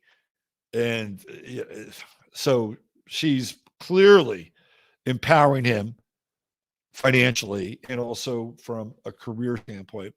I think they know each other. I think that they have a connection from the San Diego area. Her Venus is in his 12th house, which anytime you get like Venus in the 8th or Venus in the 12th, hidden relationships. I don't think she just plucked Dylan out of the air because he was a TikTok influencer. Although with Uranus and Venus up here in the conjunct the midheaven, clearly that's a big part of the story from a marketing standpoint. I say that there's a relationship, that she knows who he is, and probably predating the TikTok stuff, or at least kind of understanding. You know, it wasn't just like somebody brought him, hey, what about Dylan Mulvaney as a spokesperson? No, there was already a relationship here. Already a relationship. She's got the true node in Gemini. He's got the South node. He's got the true node in Gemini, right? Or that's hers. That's hers. And she's got the South node in Sag. Yeah. So the true node in Gemini is going to be right in his wheelhouse. And his true node's over there, Libra. Yeah. You know, what's interesting is I wonder where the moon on his design side would fall in relationship with her true node. She's got that Chiron in Taurus. Where is it? Where's Chiron? Let's see, Chiron. Yep. Let's see, Chiron Scorpio. Where is it? Yeah, Taurus. They're completely opposite Chirons. Completely opposite. People that have Chiron and Taurus, and I've talked about this, they have issues with being on Earth. They have issues with having an earth suit. They have digestive issues, intimacy issues, food issues, body issues. And he's got Chiron and Scorpio, which has to do with conception and birth. In a weird way, their Chirons are oddly sympathetic to one another, particularly with her Pluto on top of his Chiron. Interesting stuff. Anyway, you know, you may say to yourself, why the fuck are we talking about this guy? And there's a reason why, because when you look at the chart and you can see the influences on the individual, and because we, to some degree, understand a part of the persona of this individual, it begins to make some sense, right? It begins to make sense, and we can see it from the archetypal position, which really, again, drills into this whole idea around Baphomet, which is one of the, what I would call cosmic symbols or cosmic archetypes of Capricorn. Not solely and specifically the only one, but Baphomet is in there. So we can begin to take it apart from that perspective as well and try to get a greater understanding about the phenomena that we're witnessing and a person who's playing a role in launching that phenomena. And you can see the launch. You can see it here. You can see it here. You can see it here. And even with Jupiter conjunct the sun. So there you go. Now I ask you, where else are you going to get this? Uh-oh. Uh-oh. I gotta make some changes here. Give me a second. Let me get into we got light issues. It's kind of cool though. I kind of like it. Let's do this. Let me just do this a little bit. This should make it a little better for now. So what I'm going to do though is I want to, it's too much squelching contrast. Oh, look at that. Oh, look at that. I'm like the guy from Blue Oyster Cult. Hold on. Maybe I do the rest of the show like this. Hey, yeah. Now we're going to talk about the eclipse. I have a lot to say about the eclipse. God damn it, you're going to listen to me. Because if you don't listen to me, then you might just be fried to a cinder. That's much better, right? Oh, too much green screen. All right, so what I'm going to do is I'm going to play a video, and I have to adjust the lighting because the light has changed. So I'm going to play a video and adjust the light, and then I'm going to come back, and then we'll do the next part of the show. And don't go away because we are going to talk about the eclipse.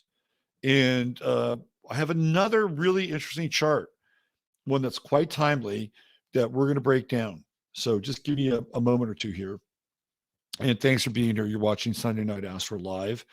Once again, I just really want to give a lot of thanks to Darlena coming on the show and just doing a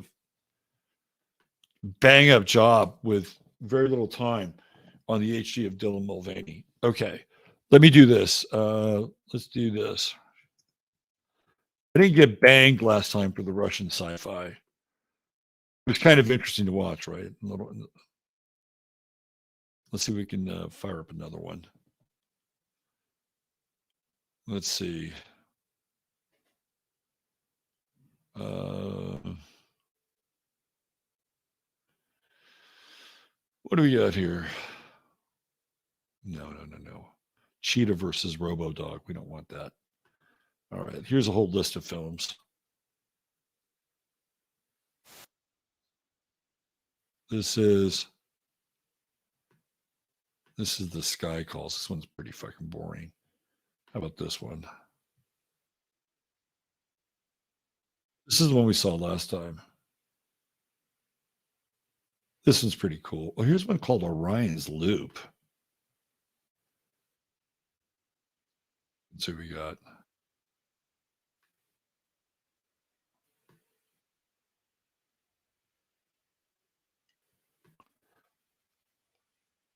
I like the one with the women better. It's kind of more dreamy. All right, so let's do this. Let me line this up here. And then I'm going to reset the lights. If you want to, this will be about a 3-minute break. If you want to get something to drink and come back, please feel free to do so. But don't go away because we got a lot more to cover. We have a lot more to cover. Okay, so what I'm going to do here is I'm going to, let's see, I'm going to stop the old mic cam here. Let me do this. Stop cam. I'm going to stop cam, and you're going to see here. Let's do it this way. There's a sequence of these things. Here we go. Let's do that. All right. So we're going to do that. You guys are you're going to watch this.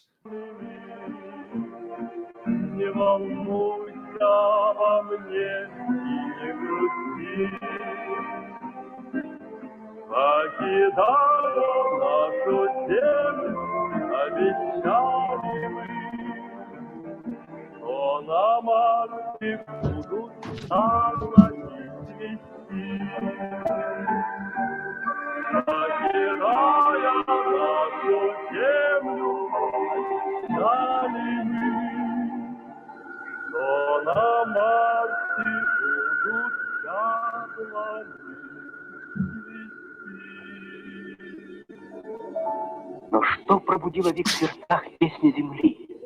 Испуг или радость? А если они собираются бросить земле вызов, в чем так уверен доктор Лаунгтон, враждебный вызов? Нет, так может думать только человек, не верящий в силу и могущество разума.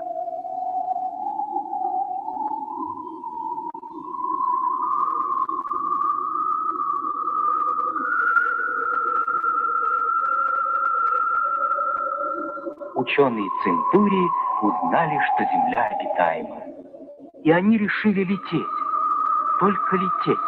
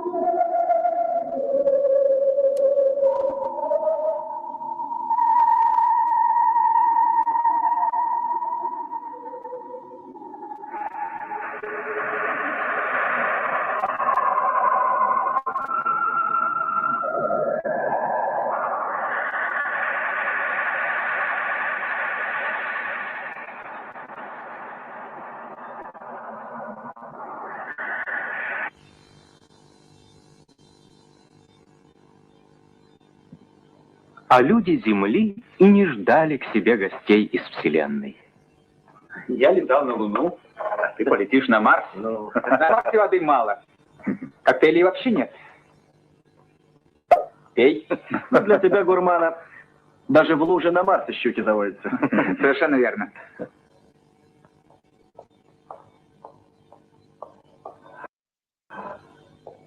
Только для того, чтобы карась не дремал. А? Какой карась? Внимание! Всех космонавтов, кроме находящихся под наблюдением термокамеры и сурдокамеры, просят собраться на площади Гагарина.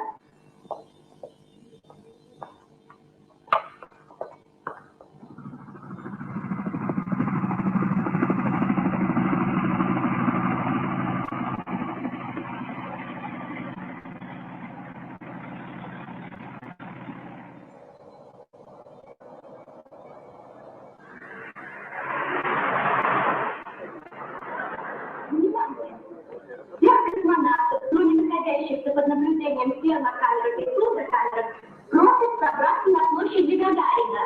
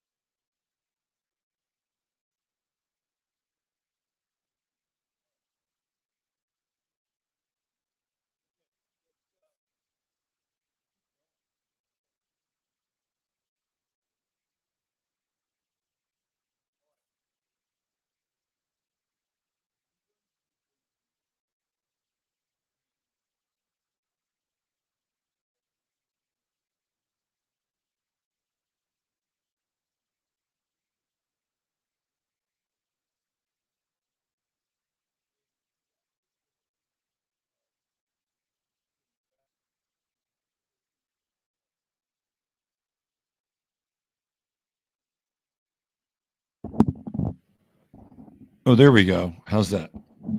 Thanks for the reminder. Yeah, I turned the mic off because I was making a ruckus, and I didn't want the ruckus to be too pronounced. All right, so I was talking about Jack Teixeira, and Jack Teixeira has recently made the headlines. And the reason why he's made the headlines is because he is a whistleblower who was working as a contractor for the government. So think along the lines of like Ed Snowden, right? Ed Snowden was very similar. Although I believe, if I'm not mistaken, Jack Teixeira was also in the military, but also being employed as a contractor, whereas Snowden came from kind of a military and intelligence family, right? So they're similar in some regards. And Jack Teixeira essentially blew the whistle on what's going on in Ukraine with troops on the ground, boots on the ground, things that we intuitively know or we've seen on some channels that, seep through the cracks. And we find people that are engaged in battle who are speaking a language sounds a lot like English, in an Americanized version of English. So if you've been following this stuff for a while, you know that that there is something going on there that we're way more involved in than the government or the mainstream media has let on. But this is nothing new. This goes all the way back to when we were in the Balkan Wars, and supposedly NATO was involved in the Balkan Wars, but Clinton had committed U.S. troops to the ground. And that was one of the big things that happened during his impeachment, is that after the fact that he was going to do whatever was told of him to do, and including put troops on the ground in the Balkans, right? And that's what was happening. And a lot of people don't know that we were fighting a war there, and people say, well, it was a proxy war. Well, not really. And so what Jack Teixeira has done is that he has blown the whistle on a proxy war. Now, there are people who think that he's a plant, okay? And people think that he's a part of the psychological operation, that he's a psyop. So here are some questions that before we get into the chart, here's some questions I would ask. Number one, what would be the benefit of it? What would be the benefit? Is the benefit kind of a pressure release?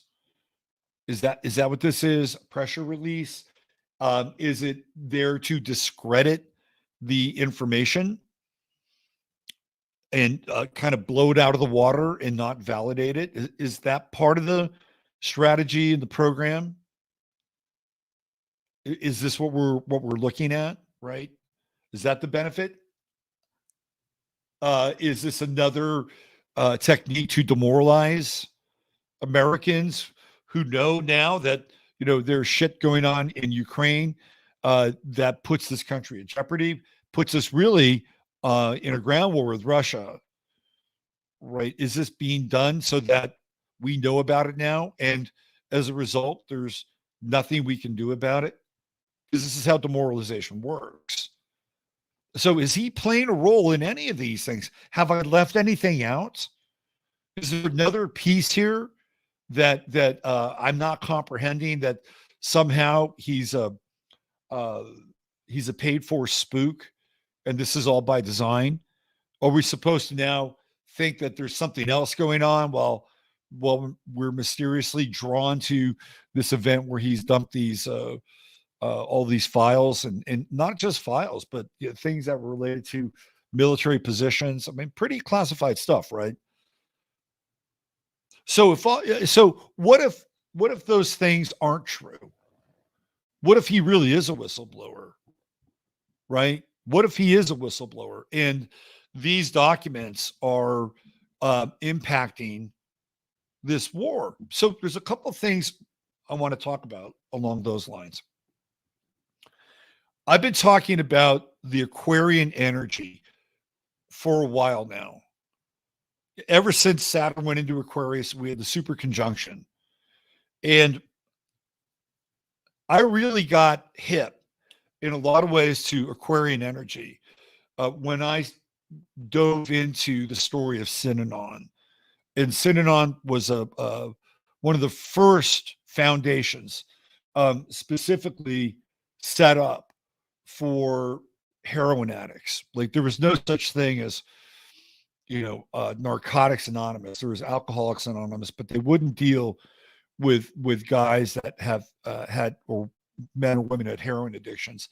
So the guy that started Synanon went through one of the LSD therapy sessions at UCLA. I think Cary Grant went through that, and he went through it. It was the single most important event in his life.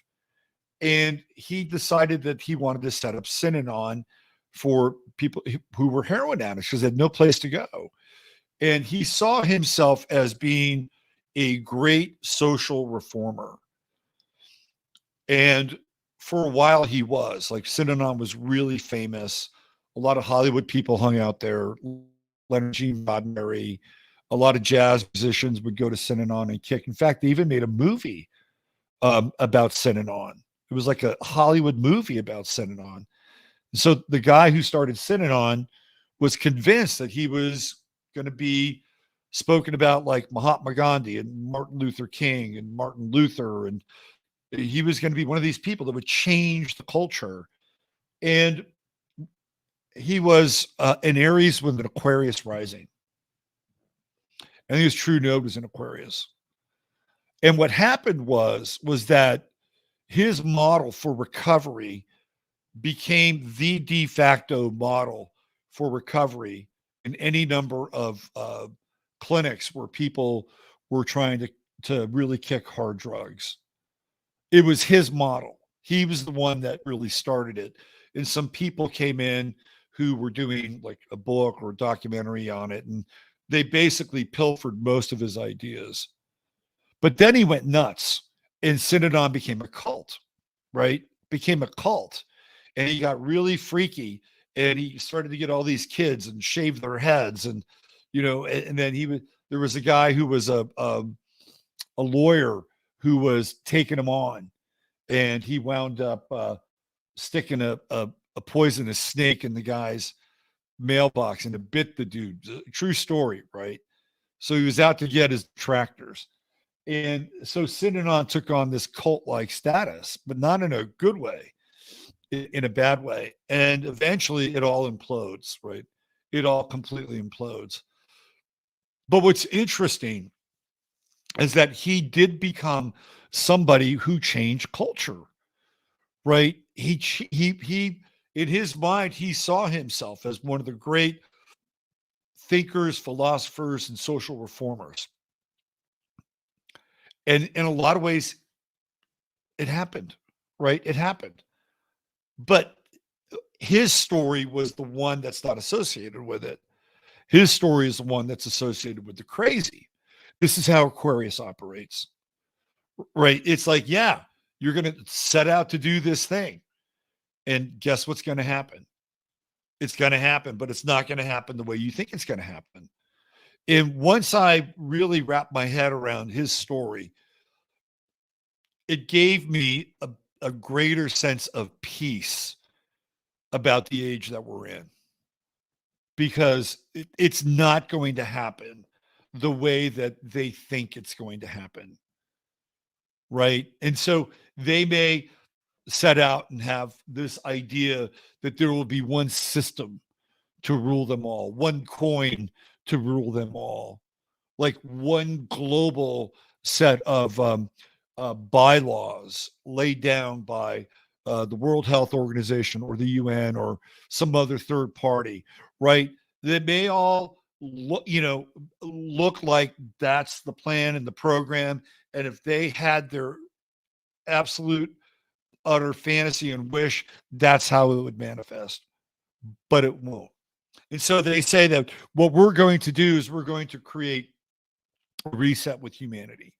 We're going to create a reset with the rule of law and the rule of order.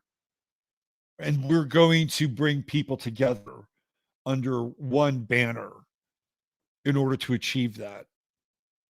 Well, they will, but it won't be their model. Okay. It won't. So they will succeed at what they are setting out to do, but it's not going to be their model. And this, when I saw this thing with the guy who started Synanon, it was like, that's it. This is Aquarius. And I think his ascendant was like 0 or 1. It was a really early degree of Aquarius. So what does this have to do with Jack Teixeira? They think they've just got their own little, war theater going on over there with George Washington Zelensky, and basically draining this country of enormous amounts of capital, enormous amounts of weapons and munitions. Really, Ukraine is just bleeding the United States of America out on so many levels, right? And what they're doing with those weapons, God only knows. Most of them are probably being sold on the black market, if we want to speculate in that direction, right? So that's going on, right? This is what's been happening. All of a sudden, and they just think that they're just going to keep running the program and running the program and running the program. And then this kid dumps the secrets. And it's like, oh, isn't that interesting? By the way, have you noticed that you haven't heard a lot about Ukraine over the last week, 2 weeks, right? The Ukraine buzz is over. It's over. It's done. Now, maybe this has been, again, orchestrated so they can pull the plug and have some kind of, I wouldn't even call it graceful, some excuse, right, to course correct, change direction, whatever. Maybe. I don't think that's the case. I think that now that this is out, you just saw what happened with Matt Taibbi in Washington, right? Like, there are journalists now who are more than willing to get to the truth. This and Taibbi's just one of them, one example. There's more. So do they want more people coming to the White House so that Jim Jordan or any of these other guys, Rand Paul, whoever, can sit down with what's his name, Allen, the guy who's the general? Do they really want that to happen? The answer is no. No. So what they'll do is they'll begin to slowly shut down the Ukraine front. So let's take a look at his chart, Jack Teixeira. Okay, let's do that.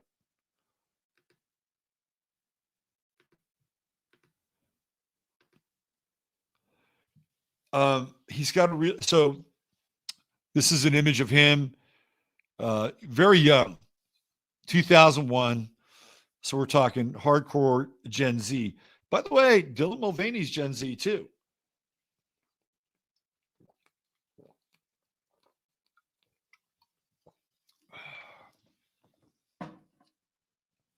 What's really interesting is when I've talked about spies, I said there are two signs that are what I would consider to be most associated with spycraft. One is Gemini, the other Scorpio. Now, I don't know his birth time. I do know that he was born on June 10th of 2001 in North Dighton, Massachusetts. Okay. That much I know. And I thought to myself, well, I'm just going to put his son in the 8th house because, well, it feels very spycrafty, right? So look at all this Gemini in this chart. Let's go in here. Let's zoom in on this chart.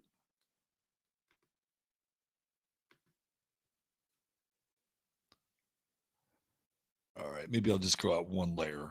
Let me go out one layer so we can right there. Okay. Sun, Jupiter in Gemini, right? Sun, Jupiter. Okay, so here's the other thing about not Dylan Mulvaney, Jack Teixeira.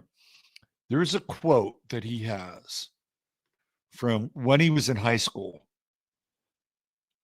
I think it was from his yearbook. Actions speak louder than words. Action speaks louder than words. This is a guy who has some interesting contours to his chart.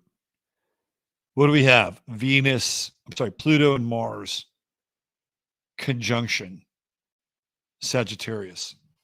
What is Sagittarius tasked with? Now remember, I don't know the time of his chart. Okay, so I'm just putting his chart, the sun in the 8th house, because it felt right. Put Scorpio in the ascendant.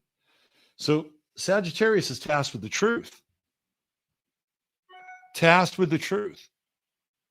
So we have Chiron in Sagittarius, Pluto in Sagittarius, Mars in Sagittarius.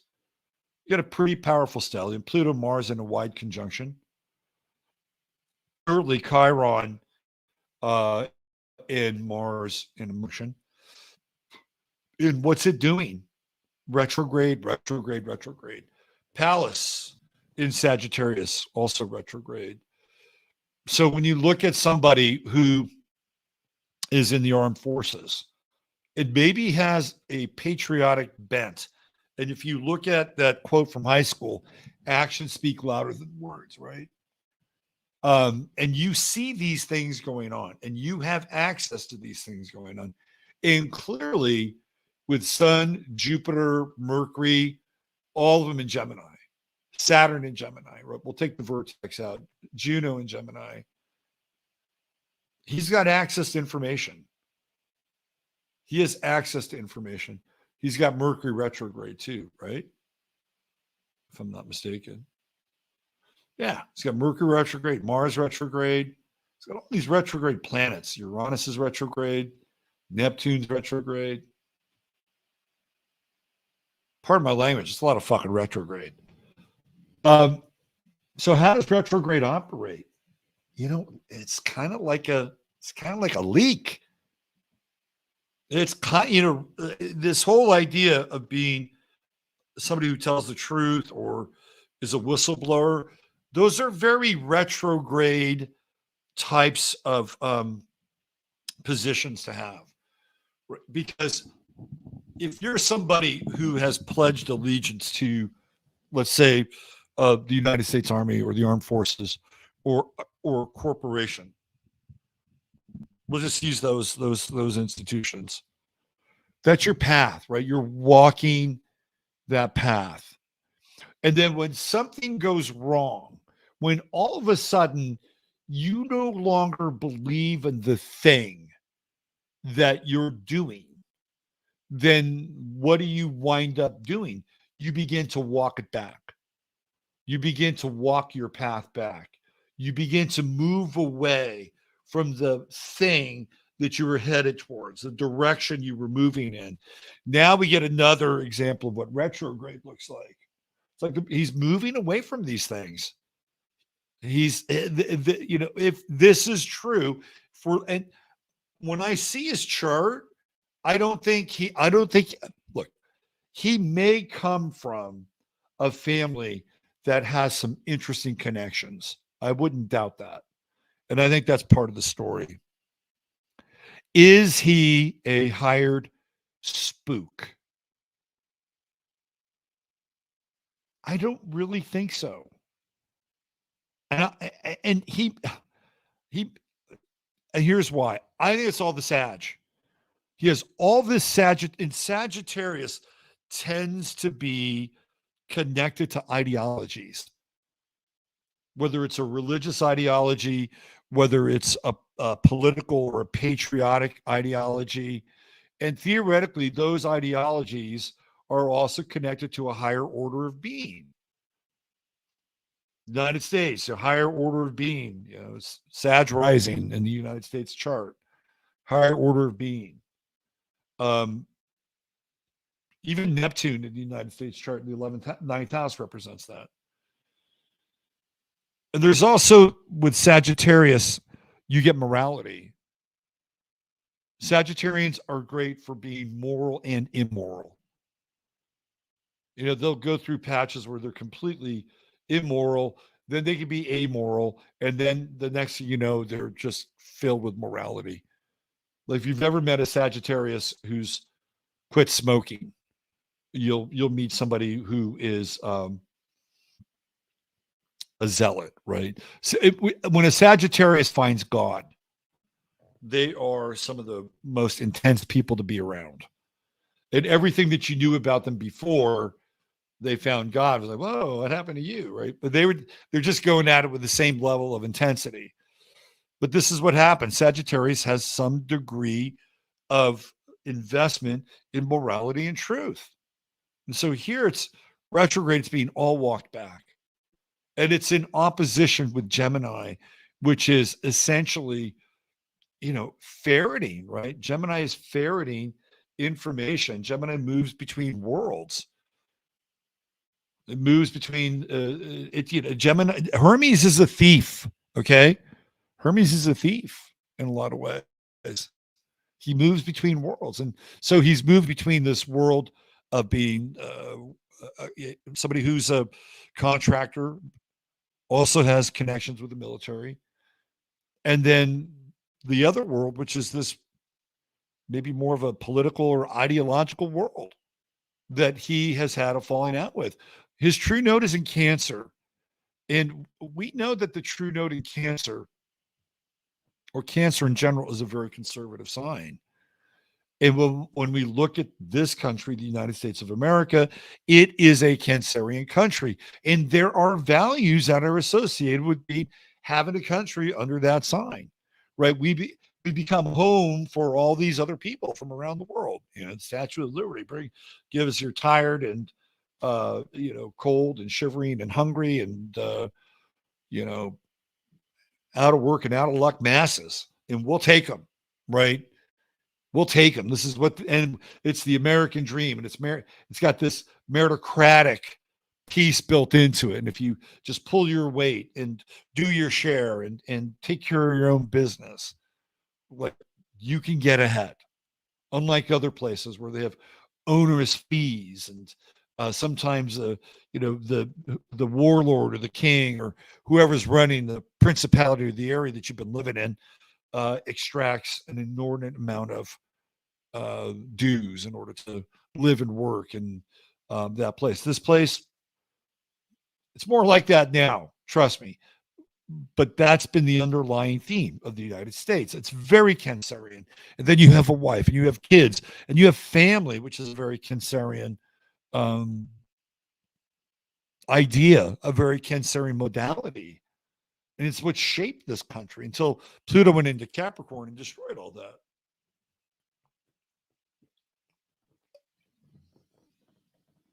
He's got it in his chart.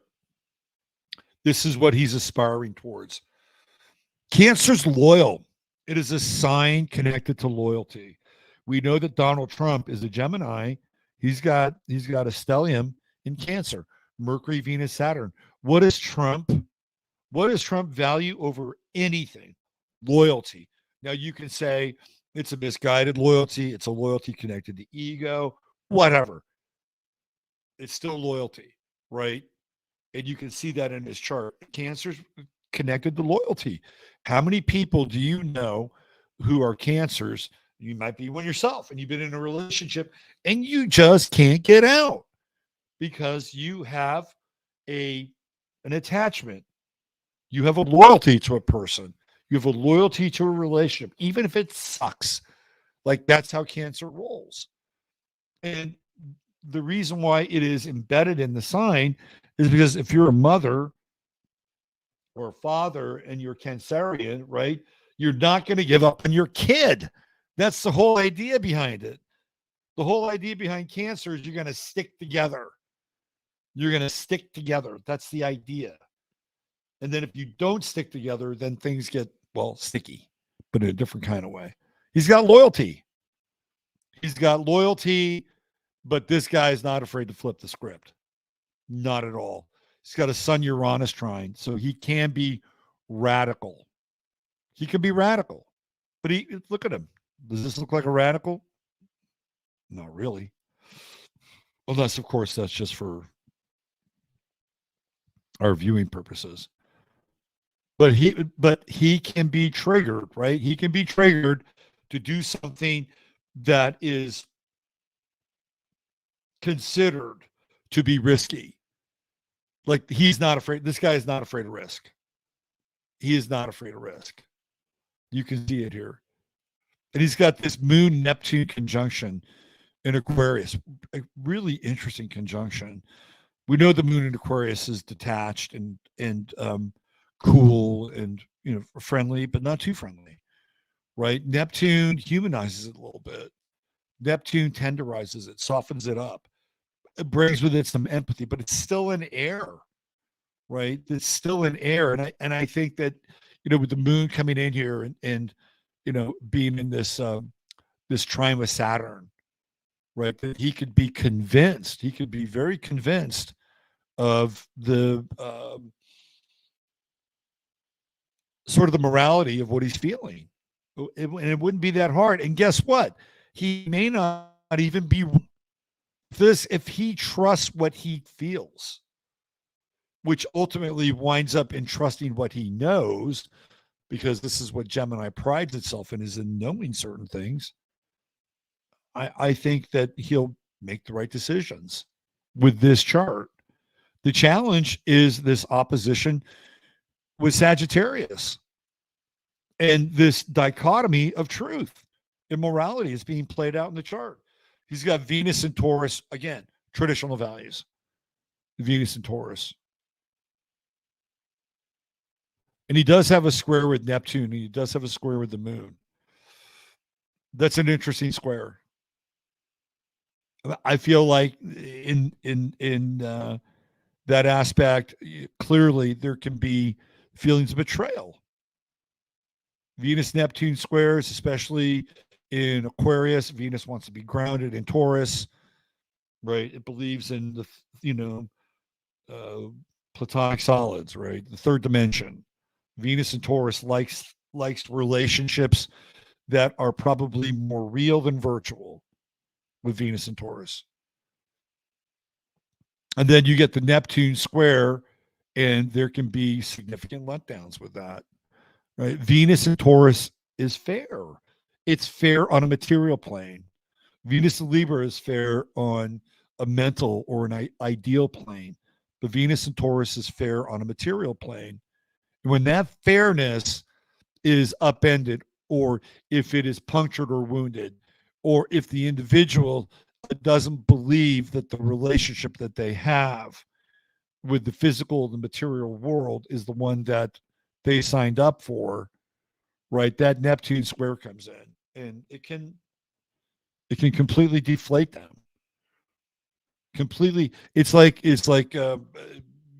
somebody who cheats on you with a Venus Neptune. And where do you trust after that? That's one of the hard things with the Venus Neptune square. You know, Venus Pluto squares are different. If you are in a relationship and somebody cheats on you with a Venus Pluto square, it's probably a pretty good chance that that won't be the end of the relationship. Like, you may put up with that. You may go through that. That other person may go through it with you, and you may transform the relationship, and it may get, you know, put, you know, right back up, on its wheels again, right? And maybe you would say, okay, I'm done. But a lot of times those are not the endpoints for somebody with a Venus-Pluto square in their chart. But with the Venus-Neptune square, it can be devastating. And infidelity with the Venus-Neptune square could be one of the hardest things to handle. If Venus-Pluto square, you'll just probably, either have intense makeup sex, or you'll kill the person that fucked you over and cheated on you. No, I mean, that may happen sometimes, but there is that intensity. Like, you're going to go through that fire with that relation. That other person's not going to be off the hook. Like, they won't be let off the hook with a Venus-Pluto square.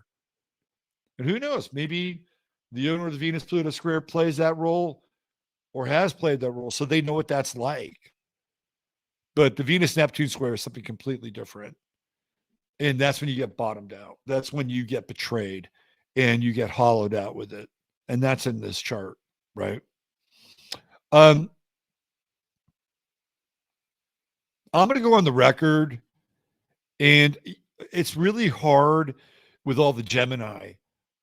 I mean, because there's so many partitions here with Gemini and so many layers to who Jack Teixeira might be. I mean, you just can't rule this out.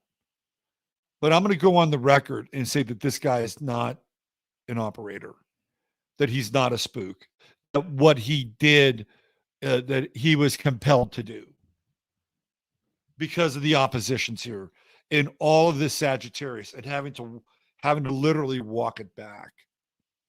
That's what I think. So if you've read about him, if you're picking up on some of this, right, and you're trying to decide whether or not you can trust him or the situation or the information, I would say there's a way better than average chance of trusting the situation. That there is there, that he's not being set up to be some kind of tool or patsy. But with the Gemini pieces in place, it's much harder to make that assessment. If he didn't have all of the oppositional energy in Sagittarius, I would say that there could be a lot more truth to that than there is with the other version, which is his conscience has moved him to dump these documents on his Discord server, right? That's what I think. I think there's layers. I think there's weird stuff from the family side. I think that, but at the end of the day, though, I think what you're seeing is somebody who has been compelled to do this based on the profound and intense oppositional moral energy that completes this circuit. And even with the Mars sextile to Uranus, that's radical action. It's radical action, but it's usually going to be radical action with the retrogrades, right? Everything has to be kind of walked back here. I don't think he's going to do it unless he's had to have some kind of, pole reversal in his consciousness, or pole reversal in his in his morality, or pole reversal in his own personal relationship with God and country. That happens, that I think this stuff kicks in. That's my sense here. So, an interesting character, no doubt, interesting chart. And one of the things that, again, I find fascinating is that if he were somebody else, right? If he were somebody else, and let me get rid of this. If he were somebody else besides Jack Teixeira and looked a different way, let's say Jack was black, and let's say Jack was a female, okay? And Jack was dumping classified documents. Well, we even know somebody who did this. They're not black, but they are a woman. Do you remember Reality Winner? Do you remember her? That's what she did. She started dumping documents, right? And the left, oh my God, she's a hero. Look what she's doing. She's alerting us to all this bullshit and corruption in the Trump administration. They made her into a hero because she fit a certain model, or she fit a certain demographic, or a certain appendage to another administration. Not Jack Teixeira. Now all of a sudden he's unpatriotic, right? He's somebody who is he's a spy, or he's a Benedict Arnold because of what he's done. Well, there have been plenty of other whistleblowers. Daniel Ellsberg did the same thing back in the day with the Pentagon Papers, which was really the beginning of the end of the Nixon administration, because he was able to uncover what the United States had been doing in Vietnam since the 1940s, right? And it was like, it was all out there. It was a huge leak. And, that along with what happened with Watergate and the bullshit story around Watergate was what brought Nixon down. But Daniel Ellsberg was a hero. He was a hero. Jack Teixeira is not getting the same kind of treatment or accolade because he is not supporting the same political, military, industrial complex war machine. I guess Ellsberg was supporting a different one at that time, or he wasn't supporting it. He was taking the other one down, right? So I don't think Jack Teixeira is applying. What's interesting is if you look at Ed Snowden, right?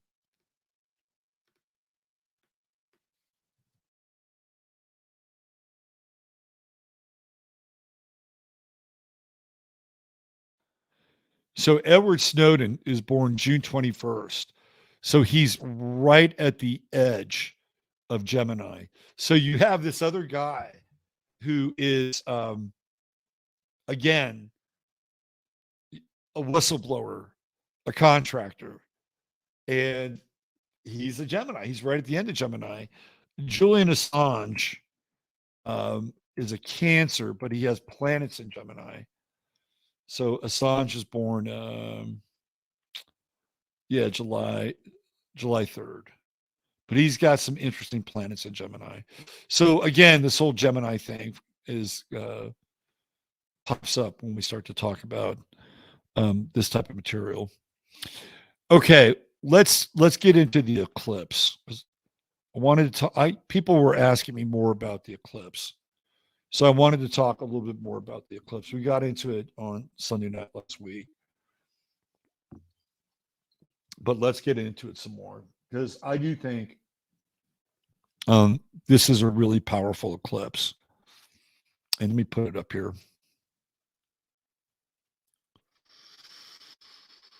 Let's see. Here we go.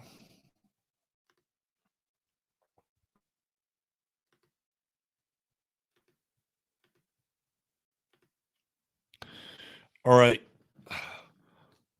So the eclipse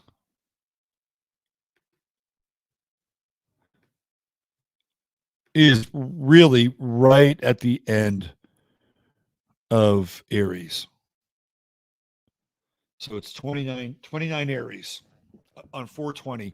And we got into some of the, 4/19/2023, but we got into some of the historical components here with the eclipse. Let me just make sure I have the right date, because this is the way I set it up. And I don't want to be lax on the date side of things. Give me just 1 second. Because you guys are so good with eclipses and details in general. You got to be on my game. Okay, so let's see. Yeah, so it's a long eclipse period. It starts at 8:34 p.m. Central Standard Time on the 19th, and then culminates on the 20th at 1:59 a.m. So we're not going to see it. That's why we're not going to see it. They're going to see it in like Oceania, part of Australia, New Guinea, that area, right? So we're not going to see it. But that's the eclipse period from 2023, April 19th, 8:34 p.m. to April 20th, 1:59 a.m. Now, what's interesting about the eclipse is we just had this discussion about Jack Teixeira and what did he do, right? So we're in this eclipse cycle, pre-eclipse, a week and a half, and he is spilling the beans on the military. That's what he's doing, right? So we can see that he's already been a part of the eclipse story. When we deal with eclipsed information, we're dealing with things that we don't see, right? And this is what he's done. He's made the shadowy efforts or the shadowy transactions or the shadowy machinations of the Department of Defense, the United States Army. He made them public. This is all part of the eclipse phase. I think he's real. I don't think he's part of some kind of operation. I don't, based on his chart. And if that is true and that's the case, then this kid needs support. He needs support because what he's done is he's brought information to light about an illegal war. Yeah, that's right. Even though we have the Patriot Act, which theoretically allows us to have proactive measures, thanks to our good old friends, the neocons, and the Project for a New American Century. The same people that are running the war in Ukraine, yeah, it's the same people that wrote that document. Technically, Congress is supposed to declare war. They're supposed to declare war. They're supposed to have a vote on it. And I know that there are proxy armies. You have Blackwater/Z, and there's others, right? So we fight wars through proxy armies. We fight wars through the CIA, which is a proxy army. We fight wars through the CIA's contractors. Those are proxy troops, proxy armies. But this is different, right? This is a war that we are staging and having with Russia. That's what's going on. And what he did is he made those documents public. That is in the eclipse cycle, right? And that happened just last week. And so here we are, right? Aries is all military. It's all military, all army. And I don't think this story is going away. I don't think it's going away. Now, they may try to eclipse the revelation by having some other event. Maybe Dylan Mulvaney will get a sponsorship for, I don't know, Smith & Wesson. Wouldn't that be something? This is what happens, right? When something big occurs, and I do think this is big, then what will happen is that they'll have something else to hypnotize the chickens. This is what will happen. Some other event. Oh, it's over here, right? Oh, it's over here. That said, I don't think it's going away. I don't think it's going away. Because what's going to happen?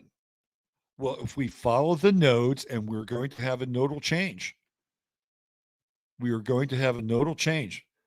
And that's on the 18th of July. 7/18.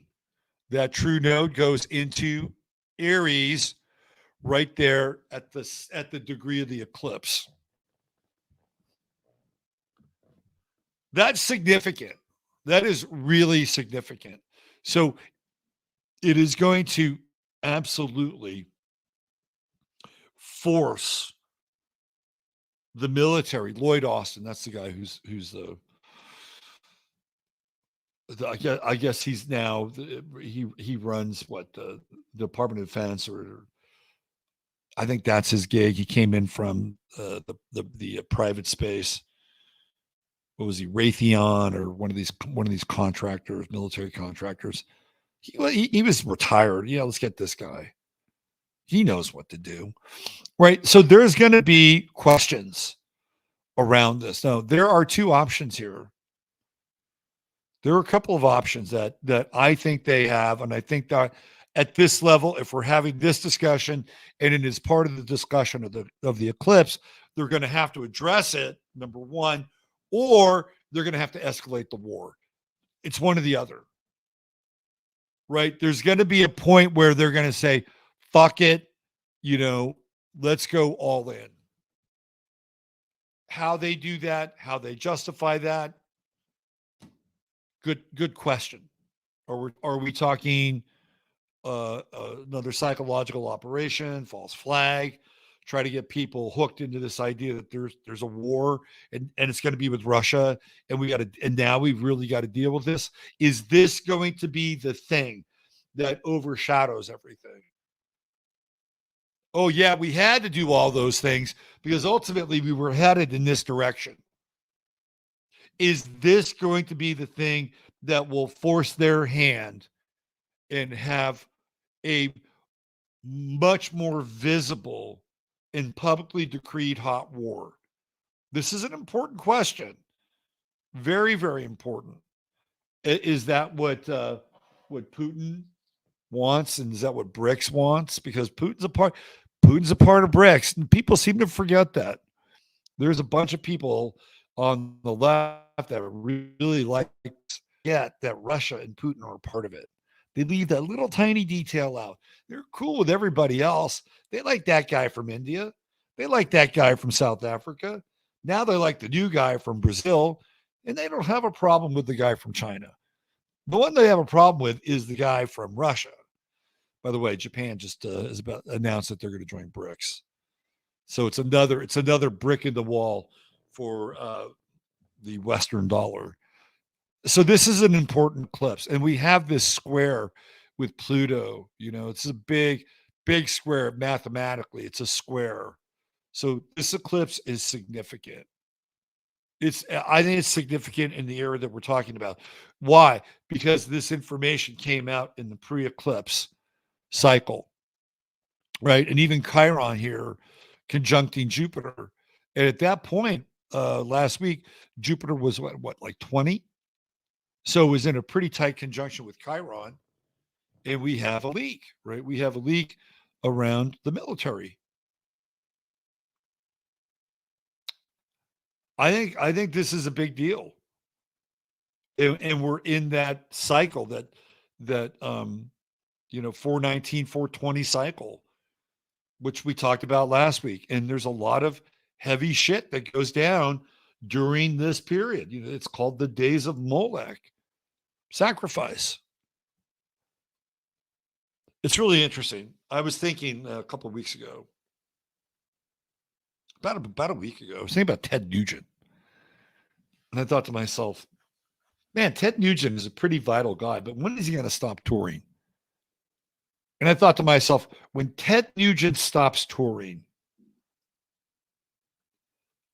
something fundamentally changes about our reality.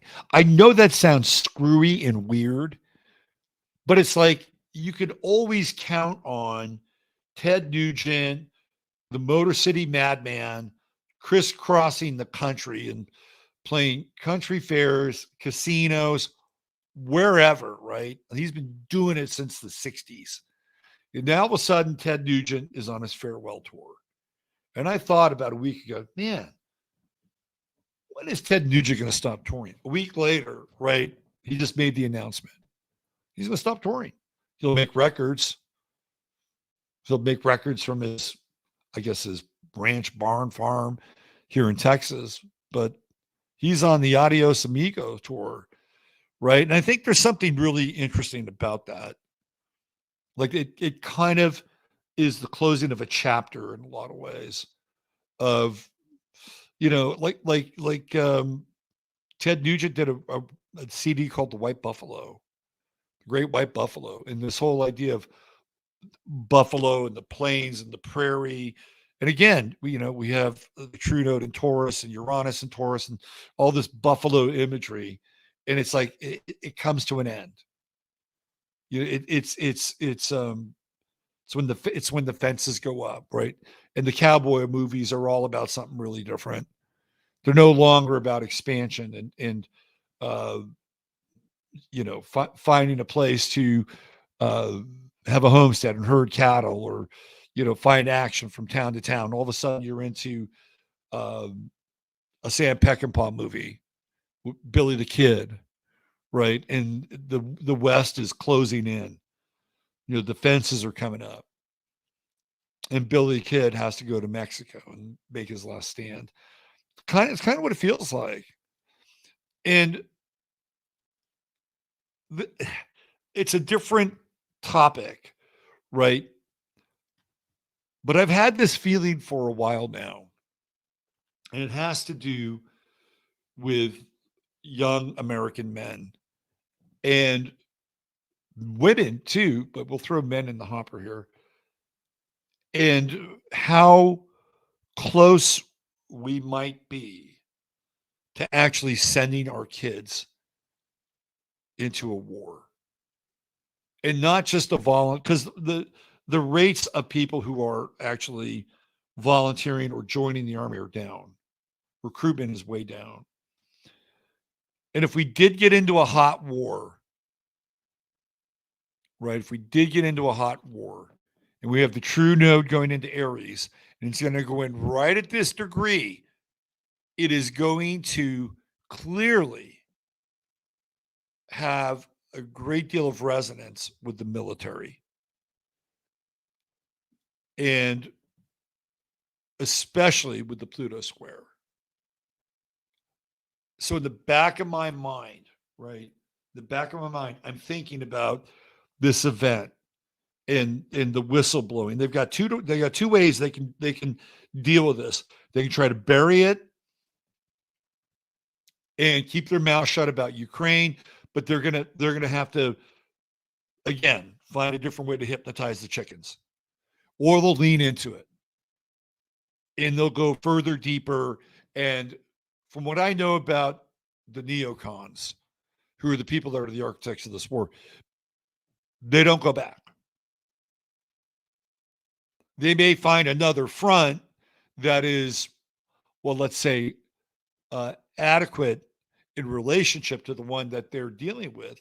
So, for instance, the big conflicts with the neocons after 9/11 were Afghanistan and Iraq, right? Those were the two big places, but it didn't prevent them from going into Libya.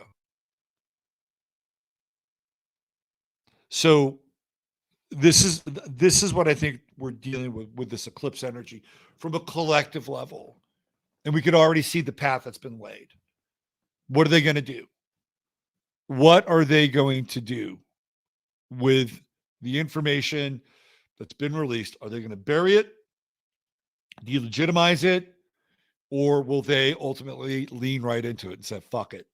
We've got the infrastructure there. And they do have the infrastructure. They started putting the infrastructure in Poland a year ago, right? We saw them do that, right? So they have the infrastructure there.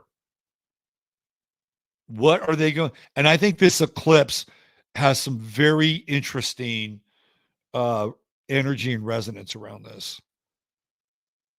Now, what happens if people say, well, fuck you, we're not going to go fight in your goddamn war? I mean, think about this. It used to be patriotic to fight wars. I mean, even, and I hope I don't offend anybody that fought in Iraq. I hope I don't offend any of you. But you had somebody, what was his name? Pat, what's his name, who played for the, played for the Arizona Cardinals. Pat Tillman. Pat Tillman was so blown out by what happened during 9/11 that he quit playing professional football. He's about to get a new contract, and he signed up and got into Army Ranger School. And Pat Tillman, I believe, got killed there.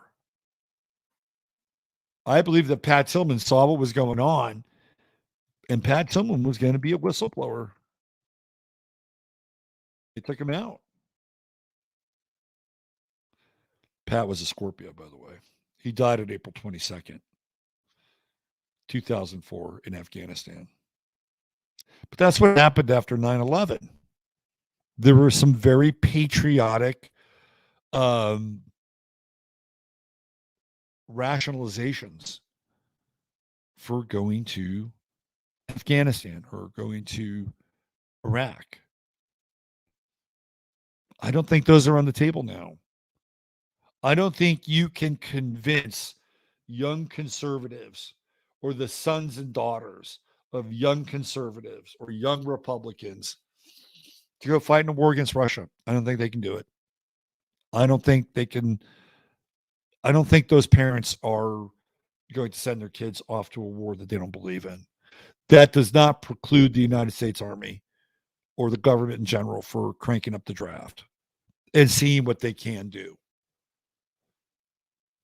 Because at the end of the day, if it was in the best interest of any government to eliminate a fairly large swath of the population, war has always been the go-to. It's always been the go-to. World War I, World War II, you know, millions between those two wars, millions of lives were lost, right? And it's part of the Malthusian algorithm. If you want to thin the, call the species, thin the herd. War is one of those major go-tos. The other is famine. Another is disease, pestilence. And we're starting to see some of these things start to happen, right? We had the disease part, COVID. We're watching our food chain be absolutely utterly destroyed in a lot of ways, right? We had one part of Texas, not far from here, 15,000 cows burned up. 15,000 cows. Oh, by the way, we just had another train derailment. We have more toxic chemicals going into the groundwater. So these are also this idea with this eclipse sun. It's not just what's going on in Ukraine or Russia, right? It's also what's going on in general. This idea of conflict and war. And it certainly feels like we're at one. We're at war. When you look around and survey the damage to infrastructure, the damage to the economy, the damage to the food supply, the damage to the environment, the damage between human to human interaction, all of it feels like a pretext for war. Or it feels like a prelude or a prologue to war. Damage the currency, weaken the currency, physically, morally, psychologically weaken the people. And here we have this eclipse sun coming in, Aries, and it's a precursor for the true node. And go back to the beginning when I started to talk about this and how Pluto in Aquarius, and Aquarius in general, is not going to turn out the way that these absolutely psychotic and sociopathic social architects, these archons, the high priests of the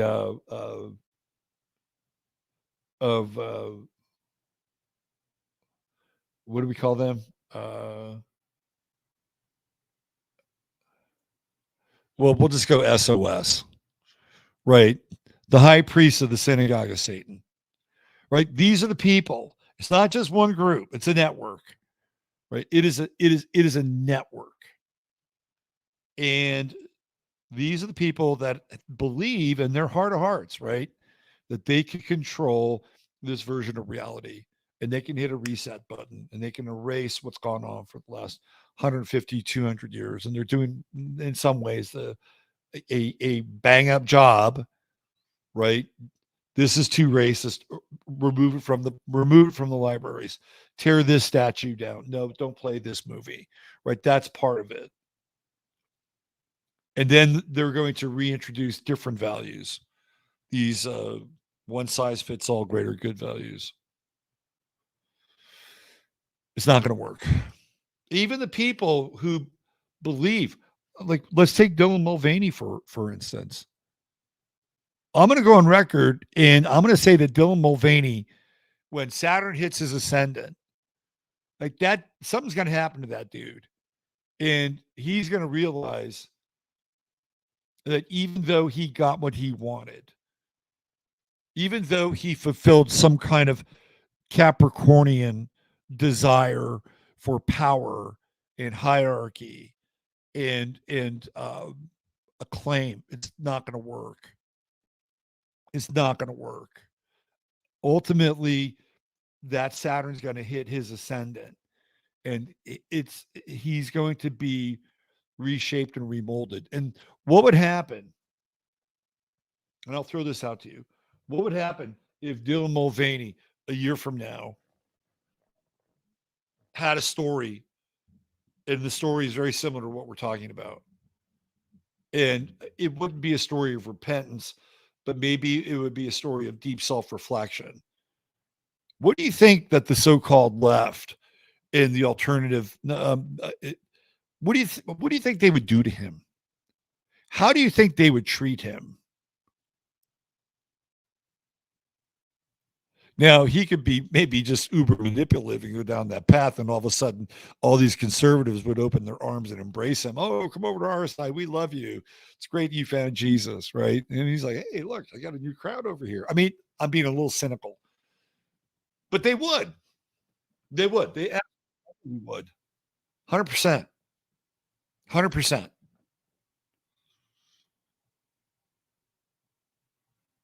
He's capable of it. And this is why I think, again, this whole idea with Pluto in Aquarius, it's just not going to work the way they think it's going to work. You know, we'll put together all these systems, and we'll make sure that we'll do everything for you, and you'll get social credit and blah blah blah, fucking blah, and you'll eat bugs. And what'll happen? It'll unite people against that. It will unite people against that. And they'll have everything that these so-called social architects want, but it won't be their story. It won't be that version. Will it be difficult? Sure. Parts of it will be, but other parts won't. Other parts will just sit back and watch it not work. The other thing with this eclipse I want to talk about before we sign off here tonight. The other thing I want to talk about is the fact that we all have to grapple with our individuality, which is really what Aries is. Well, we all have to grapple with it. We all have to grapple with our place in the scheme of things.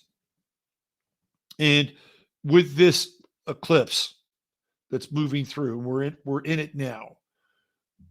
I think there could be some very dramatic internal reactions to that. One reaction during this time is that we may not matter in our own minds. Like, why should I keep doing what I'm doing? I don't matter. As an individual, my life is small. I'm insignificant. I'm inconsequential. Right? We'll see this. We'll see some of this come through with the sun conjunct with this eclipse in Aries. We'll see some of that. And I would venture to say that there would also be moments where people work through that, and on the other side of this, they realize that they do count or they do matter. That's my sense here, because once it's this really interesting kind of like sliding doors, like sliding realities. Like one reality kind of slides through, and then, in July the 17th, and that node comes into Aries, and another reality slides in. And it's like, oh yeah, right. This, right. I get it. And there is a bit of an interregnum. We go through month of May and June and half of July, before those nodes change. But the other thing with the eclipse in Aries is that the individual could realize in some way that there is something unique about them. Like, because that's the nature of the eclipse, right? It can move in a couple different directions. It can blot out like the energy and the power of the thing. And then you're left with a sense of the void. The other side of that is that you can come to some degree of understanding through the void because you don't have any interference. So eclipses are interesting in that way. And because it's at the 29th degree, I think it's so fascinating. And I talked about this before. This is our last stand. We got to make a stand here. And the stand is to be the absolute best version of your godly self. That's what this is. The best version of your godly self. The thing about Aries is we think of Aries as the start of the astrological season. And that's true.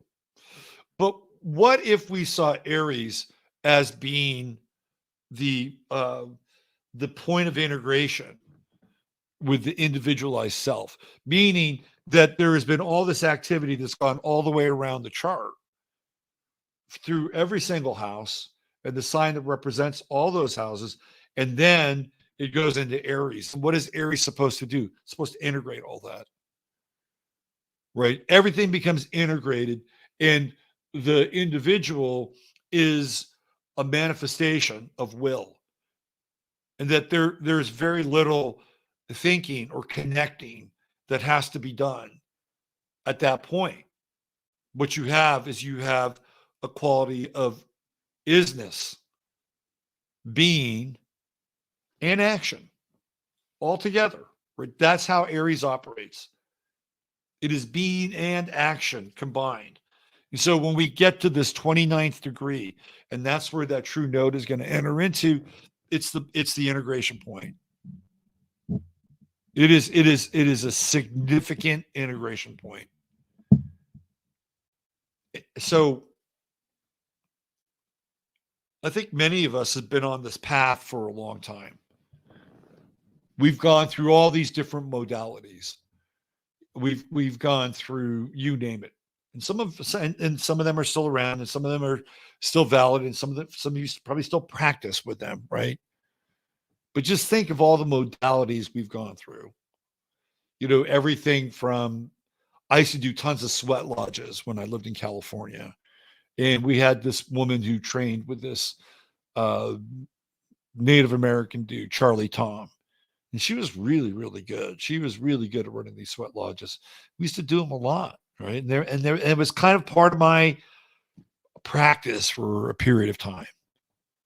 There was that part of me. And there's all these other sort of things that I dabbled in and went through. A lot of other people dabbled in. And some people some people went through things like Est or Landmark, or they've, did a big run through Abraham Hicks, or crystals or tuning forks, astrology, whatever, right? It's all part of the story. It's all part of, makes us a part of who we are. We may not be those things anymore. Like, I don't do sweat lodges every other Sunday in San Gregorio, right? But that's a part of me. It's a part of me that I've integrated, hopefully. And that's what Aries is about. It's about integration. It's about integrating everything else that's gone before it. And this eclipse is a major, major augur. And we have two more eclipses that will come through Aries as we go through this cycle, right? We're going to have one in October at my event here in Kerrville. starting on October 14th and going for, I think, through the 18th. And then we've got one next April, I believe, on the 5th. And these eclipses are very significant. The one in October will be an annular eclipse, annular solar. And then the one in April of next year will be a total solar eclipse. And they're both coming right through the same area, right through Texas here. So this eclipse at 29 Aries is a kind of a gateway to these next two eclipses. And the idea, hopefully, is that by the time we as individuals go through these eclipse cycles, what we experience is integration. That we integrate it. And even this idea with the sun being eclipsed by this shadow, right? And people do a lot of this shadow work, and they've done it, right? Like I've gone into the parts of myself that are really dark and I'm afraid of, and I've had to talk about them, or people don't understand. And and some of that stuff is really valid. And Jung talks a lot about the shadow. Sometimes I think people spend a little bit too much time with the shadow, but that's okay. That's part of the integrated process. And when we see an eclipse, it evokes this idea of the shadow. So this cycle is all about integration. That as individuals, we have to come to a point where we pull it all together. Because we have to have it all together. It doesn't mean we become mono-focused and monocultured. No. What we become is we become individuated and integrated beings, that we know who we are. We may not know all the answers, but we know who we are. And that through this process, we have cultivated a relationship with creation. And that ultimately, through Aries, we know that we are not indistinct from that creative impulse, which we would call God. It's really, if you go back and look at the mythology, or you look at the Bible story, right? The Bible story starts in Aries. It starts in Aries. Like they're naked and they don't even know they're naked, right? They're oblivious and they're running around and they have no idea of what's about to happen theoretically. That's Aries. It's completely Aries. If you want to eat, there's a mango. Notice I didn't say apple, right? Everything is primal, manifest, Edenic consciousness. And then there's the fall, right? And the fall theoretically happens in Taurus. That's when the fall happens. It happens in Taurus. And all of a sudden they wake up and they realize they're in a garden. They realize there are these things. They realize there's a snake. And they realize they're fucking naked. And then what do? They have two kids, Abel and Cain. Hello, can we talk about Gemini? Right? This is where Gemini comes into play. And one of them kills the other. Now we're into good and evil. Now we're into light and dark. Now we're into polarity. But it all starts in Aries. It all starts in that Edenic place. And ultimately, that's where we return. But we have to return to that place through all of this individuation and integration. And that includes our relationship with what we would call the creator or creator, right? That's part of the integration. So that when we return to that place, none of that is left out of the table. None of it. And so we come to this reordering of our being, and we know who we're not perfect. We are not perfect. We don't have to know how things are going to turn out, but we know who we are. Right? We have integrated these things in our lives to the best of our ability. And the ones that we haven't integrated, we will not be defined by them. We won't be defined by them. This is what it's about. Right? And we're going to have a 3-year cycle with Saturn and Neptune. Saturn in Aries and Neptune in Aries. And that is going to be the time. Right? That's the time where we're tested. We're totally tested during that period of time. And that is, in my estimation, right? We run right up. The next piece is Saturn in Taurus and we hit land again. We don't have any land once Uranus leaves Taurus. We've left. We're like Noah adrift on the seas. And then when Saturn hits Taurus in 2029, 2030, we hit land. And that is the garden. That's the garden. In order to get there, we have to begin this integrated process, and it starts with this eclipse. And it culminates ultimately when Saturn finally moves into Taurus.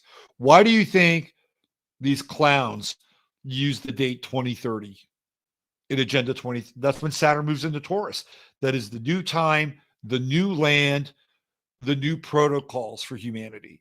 It's that period, right? So this eclipse is really important. It starts the process.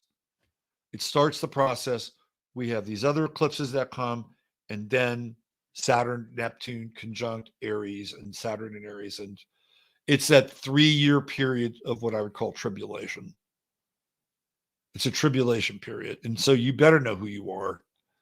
You better know who you are. And you better know how you're connected to Source and God.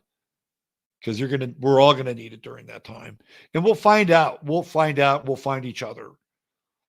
And that's going to be a big testing and proving ground around this whole idea of Pluto and Aquarius, and how the model that's laid out will ultimately wind up in many ways being the exact opposite of, what they're laying out, and doing everything in their power to make it happen. And just keep in mind this, we just had this event with this kid, Jack Teixeira, in the path of the eclipse. I don't think it was planned. I think it's random. I think it's chaos. Look at his chart.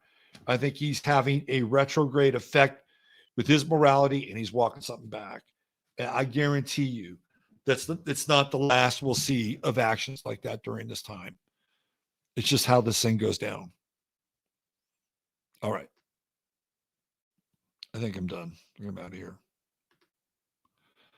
Okay. I want to really thank Darlena again for coming on here and just completely taking a Ginsu knife to Dylan Mulvaney's human design chart. It was really impressive. And she didn't even know who he was. That's one of the things I love about Darlena and having her come on here. She's like so clueless when it comes to the baggage of pop culture. It's kind of like Elsie Wheeler when she channeled the Sabian symbols. Mark Jones knew she didn't know very much about what was going on culturally, and that's why he chose her. And that's not really why Darlena's on the show. She's on the show because I think she's great. But in a lot of ways, it is almost like this double blind, right? Like I'm giving her something and she doesn't even know who the person is. So and when you're in that area, you're not really influenced by what you know. And so it tends to come through a lot cleaner and more direct with the current, right? All right. If you'd like to set up a reading with myself, you can certainly do that through my website, robertphoenix.com. And I think next week, I got to get everything kind of wired up in terms of payments and all that stuff. I got to work on the budget. But I'm going to bust out the signups for the event in October. And if you're a member of the 11th house, you're going to get first crack at those signups because you guys support the show. So you're going to get first crack at the signups. And as of now, it's I'll be there. I'll be presenting Shauna Home, who some of you know. She's terrific. And she's going to be there. And I'm really going to kind of lean into Shauna because she can do so many things. And she's just so gifted and talented. And so I know that she'll be doing a presentation. We'll have some panel discussions. The eclipse is going to be happening. And we'll have some activities around the eclipse. If you met Leela on Friday, she's going to be there and she'll be doing a presentation on trauma release, tremor release therapy, which will be great. And I think she's got some time afterwards. So if you want to book some sessions with her, she'll be around. I'm hoping my buddy Mark C can show up and be a part of it. And we'll probably have a few surprises along the way as well. So we got some good people lined up. Clearly, the event itself with the eclipse is going to be epic, totally epic. So I'm gonna set that up, and a lot of people don't like using PayPal, so I'm gonna have to use an alternative to PayPal, and because a lot of people just won't use it, and I don't blame them. So I got to set that up, and I think next week I have to get the newsletter out first and give members a crack, and then after that we'll do an announcement, and I really urge you to come visit us and join us here in October because we've had such great times when we've had these get-togethers, and people have formed lifelong bonds and friendships as a result of these yearly this will be year 5 now. Year 5. We had year 4 last year with David, which was off the charts. And, there are people from all over the country that are coming to this part of Texas for the eclipse in October. Everything's sold out. Everything is sold out. I think we still have a few rooms. I have to check in with the hotel. But that's how popular this event is. So just by being here, just by being right in the epicenter of this eclipse, gives you some credibility. Where it takes us as a group, I guess we'll find out. All right. Thanks for being here. Thanks again for Darlena. Who else do I want to thank? Mods, thank you. You do an awesome job every Sunday, every Friday, and your light touch during the week. I can't thank you enough. And for everybody who supports the show, either through being a member or just your kind words, I want to thank you for doing that. I wouldn't necessarily consider myself a touchy-feely, squeezy person, right? But I just want to say thank you and love to each and every one of you for being here and for being a part of this weekly event and the weekday streams. And I'm humbled by your love and your interactions with one another. And Friday, when I had Leela on, and I went through chat and I just watched everybody just, love each other and hug each other. I'm like, fuck, this is not normal, right? This is not normal. People, I've been in chat rooms. There's nothing quite like this. Okay.